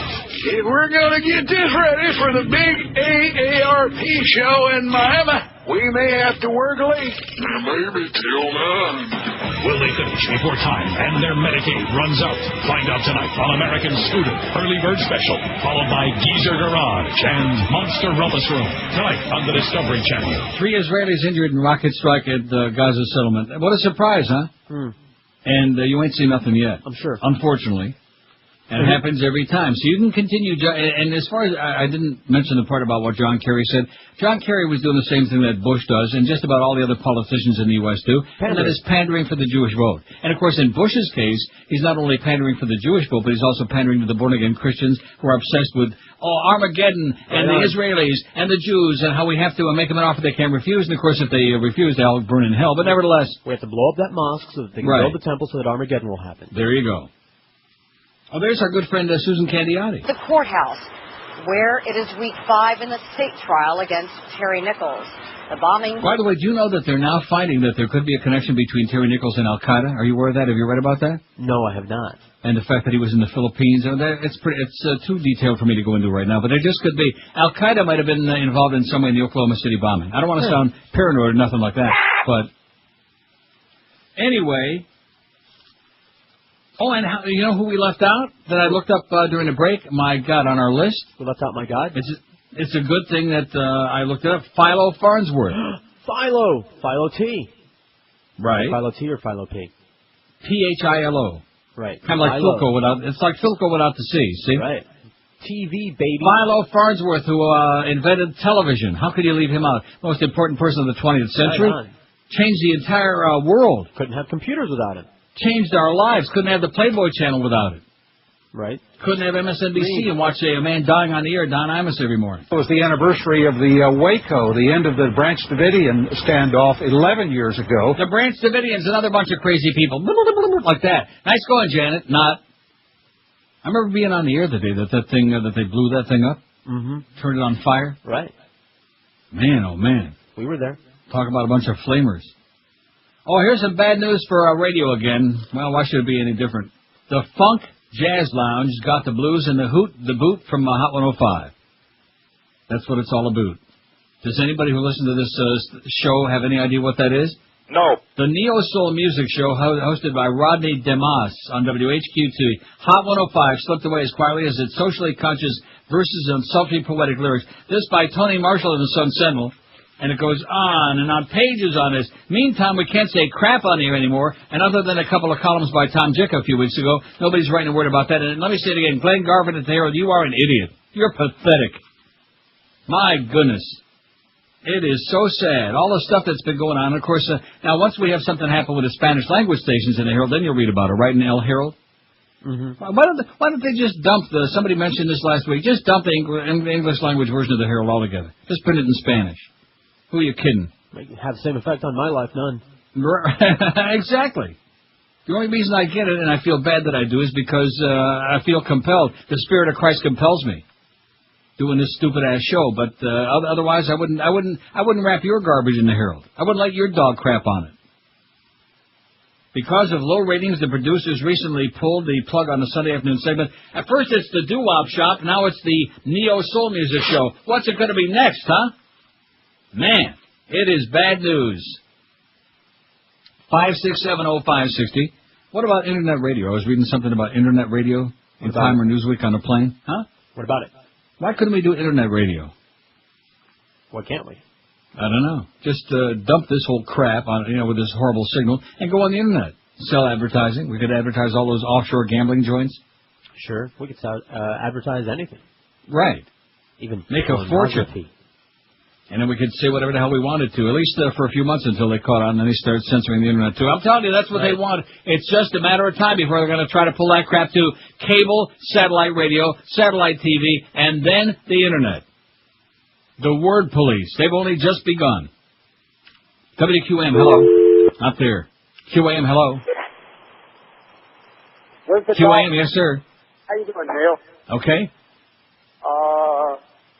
You having a problem with playing certain bits, I guess. Oh, God. WQM, hello. Not there. Wow. Have we all of a sudden... WQM, hello. Neil. Yes, sir. How's it going? Pretty good. Excellent. Pretty stern-oriented list, am I correct? A pretty what? Western Hemisphere kind of oriented list? No, he said the most important person in the world. I don't think that Gandhi was in the Western Hemisphere or that Adolf Hitler. Thank goodness. Did they put Mao Zedong on the list? No, we did not. Mao is a big one. I was going to say Gandhi, but I heard you say him earlier, and he's probably the only guy on the list who didn't kill anybody.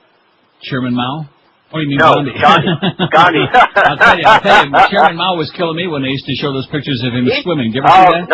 Nobody can prove a thing. I don't know what you're talking about. Exactly. Okay, thanks, Neil. Mao Zedong, you got that? Be sure and put the hyphens in there. I forgot to play the Gandhi Man. We'll do it coming up momentarily. All right. We'll don't forget. Right now. Did you ever see those pictures? Those phonied up pictures of him swimming? No. You never did? No, I saw the sex pictures. Oh, my God. It was just unbelievable, where he's like paddling like a dog, but they sped up the frames, so it looked like he was like an Olympic swimmer, Chairman Mao, just flopping around there in the old pool. He was a real hoot. 5670560, pound 560 on the AT&T. I don't think Philo Farnsworth ever killed anybody, although some of the stuff they put on his invention, some of the TV stuff, has sure been killing me for a long time. It's not his fault. And he was ripped off, by the way. Never made a dime off it. I know it. If you go on the Internet, do a search on Philo Farnsworth on there, you'll find some real interesting stuff about how he gets no credit, was totally ripped off, etc.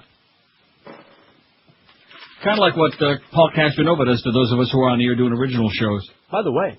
Yes? Something? Does it say this on his website, that he was once a guest on What's My Line? Or one of those shows? You know something? I remember that. In fact, I saw it. What year was that? I have no idea. You really saw it? Or maybe I saw it on Game Show Channel. But I may have actually seen it live. There we go. Here's John Charles Daly and What's My Line with Arlene Francis, Dorothy Kilgallen, Martin Gable, that was her husband, Arlene Francis, by the way, and Soupy Sales. I bet you Boca Brian just squeezing his hair right now in a cup. Here's a fax that says, Dear Neil, a scientist named Rosalind Franklin was an incredible mathematician and pioneer in radioactive studies. She did all the work toward discovery of the structure of DNA. Watson and Crick got hold of her work, didn't give her any credit. See, there's another ripoff. Just like what George Eastman used to do to Edison, steal all of his patents, or was it the other way around? Until they received the Nobel Prize. By this time, Rosalind had died from cancer out of radiation exposure she'd got in her lab. Oh, boy, poor baby. So Rosalind Franklin, nobody's going to know who that is, but put it on there.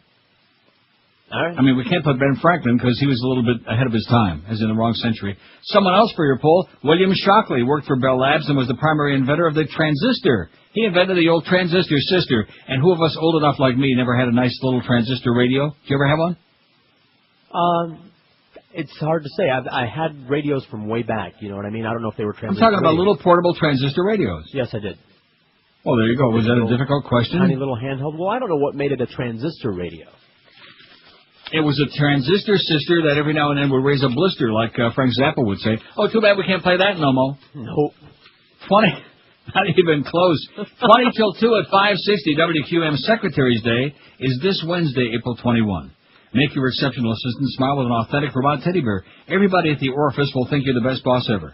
Your assistant will receive a beautiful beer handcrafted in Vermont, delivered with free chocolate, and a gift card in Vermont Teddy Bear's famous gift box. Just call 1-800-829-BEAR, and a friendly bear counselor will help you choose from bears like the Lifesaver Bear or the Real Boss Bear. It's a great way to show your appreciation in a fun and original way. It'll look great on their desk all year long. Sending a handcrafted Vermont Teddy Bear is a creative alternative to flowers that are dead. You know, flowers die in just a few minutes, really. And they'll always remind them the bear will that you appreciate all their hard work. Overnight delivery is still guaranteed, so call today, 1-800-829-BEAR, or shop online at VermontTeddyBear.com. The creative, the smart alternative to flowers for any occasion. That's 1-800-829-BEAR. Be sure and tell them that Neil told you to call. 1-800-829-BEAR. We're Sports Radio 560, QAM. Junior, honey.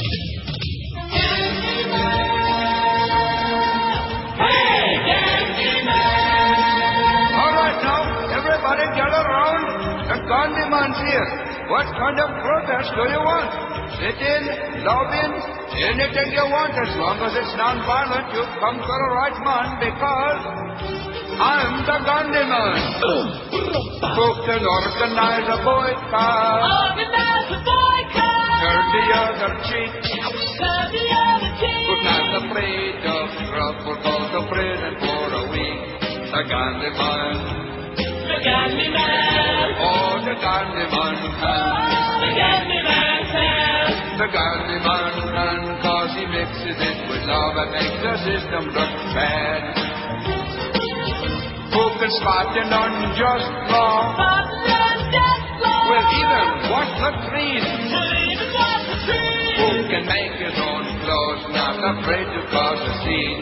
The Gandhi man. The Gandhi man. Oh, the Gandhi man can. Oh, the Gandhi man can. Oh, the Gandhi man can. Cause he mixes it with love and makes the system look bad. The Gandhi man consents that he represents Muslims, Hindus, Sikhs, and Asians. All the other religious persuasions, but a very few Caucasians who can really take a beating, who can really take a punch, that hurts, who can fast without a dinner or a breakfast or a lunch. The Gandhi man, the Gandhi man, oh, the Gandhi man, oh, the Gandhi man, the Gandhi man can, cause he mixes it with love and makes the system look bad. Makes the system look bad. Yes, the Gandhi man can, cause he mixes it with love and makes the system look bad. Oh, the Gandhi man can. Oh, I'm the old-time king of passive resistance. You'd better do what I say, or I swear I will starve myself to death. It's 147. How come we didn't put Fidel Castro on there? I guess Josh thought you were joking. No, I was not. It's number 4 on the time list. How come we can't put him on there? All right, vital. I mean, my Cuban friend from the airport on Saturday, he voted for Elian Gonzalez because he had nowhere else to go. I mean, it's either going to be Fidel Castro or Morris Greasy Ass, one or the other. So I guess we better put Castro on there, right? See. And how come we didn't put next to Philo Farnsworth, the inventor of TV? Because nobody's going to know who that is. I don't want to start getting pushy on these polls, but nobody's going to know who that is. No. Right? Right. This story bothers me. This bothers me deeply and greatly. Manalapan may install cameras to photograph everyone driving into town. Yeah. Little town up there in Palm Beach County. You know Manalapan? Yeah. I thought it was some kind of candy. That's what you make it in. When this affluent island town, where 2 burglaries a year is the norm, was hit with a trio of heists in just a few months, officials decided to put a stop to the crime wave by installing a surveillance system that eventually could track every person who drives into town in Manalapan. Cameras would record drivers' faces and license plates, and software could use the tag numbers to automatically check in just a few seconds whether a motorist is wanted by authorities or driving a stolen car, Police Chief Clay Walker said. Walker said he hopes the new system would make the 321 residents of this town, east of Lanten and Boynton Beach, a little bit safer. But ACLU attorney Jim Green said, though probably legal, it would be a scary invasion of privacy. Having Big Brother kind of surveillance cameras on us every time we come and go is, at least to me, he said, a truly frightening specter. It is truly Orwellian, and he is... Absolutely correct, sir. Retired Manalapan resident Marion Pula said she thinks the new cameras are a good idea that would deter crime. And she said she isn't worried about them compromising her privacy. If a driver's wanted or something like that, or they have a background to be checked, they just won't go in, Pula said. I just have to make sure that I'm dressed up to go out to the mailbox. In other words, she can't walk out there stark naked. Anymore. Well, evidently it sounds like maybe she did. Town commissioners are expected to vote April 29 whether to spend about $50,000 to install the surveillance system at the single entrance to a section of town called Point Manalapan, where most residents live, Commissioner Basil Diamond said. If it works well there, Walker said he hopes the town would add cameras at all of its entries, including along the highly traveled State Road A1, There already is a video camera in the guardhouse at the entrance to Point Manalapan. It records images of passing cars, but it can't do what the new system would be able to do.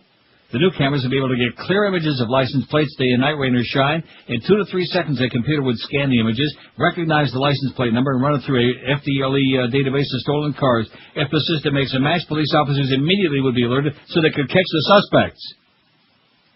The town might also set up the system to run the license plate numbers through a watch list so police would be alerted if vehicles with plates matching those numbers enter the town. Get all the evildoers. Walker said he realizes the system might face criticism from ACLU and other groups, but he and Diamond said there's no reason for residents to be upset. It's just taking a picture of what anybody could see, of what anybody could take a picture of if they were standing there. He said there's no technology looking in the trunk or anything like that yet. Or looking maybe like, body cavity search, rectum, things like that yet. Next year. Group pushes Miami Beach to create domestic registry for gay couples. A leading South Florida gay rights group wants Miami Beach to create a domestic partnership registry and give incentives to companies that offer employee benefits for these couples. Save Date approached commissioners about the idea several months ago, and committee members are now looking into what types of perks they can use. That's perks, P-E-R-K-S, to entice business.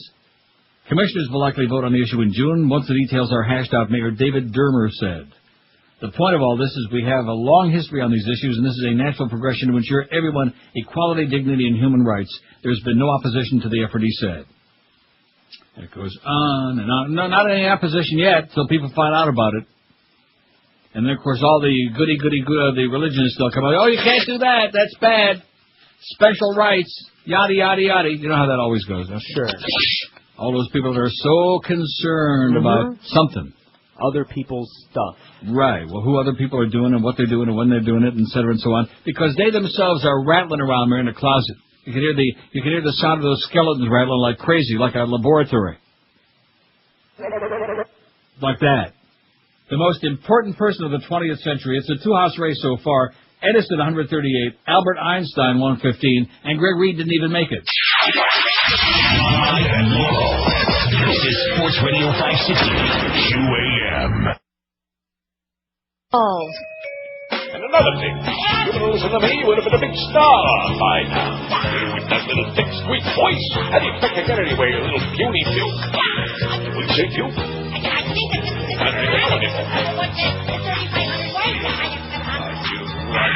The more I hear you, Yeah, what about it? the more I hate you. What do I care? And when I'm near you, I wanna die. Your pedigree, no toenail, please, aroma. Put me in a coma and point my Why, you, I ought to smack you. I know my smell attracts you, but unlike that, you still got a job. I feel just like that you are my kid brother, and one yiddy to another. That's why you're still not fired.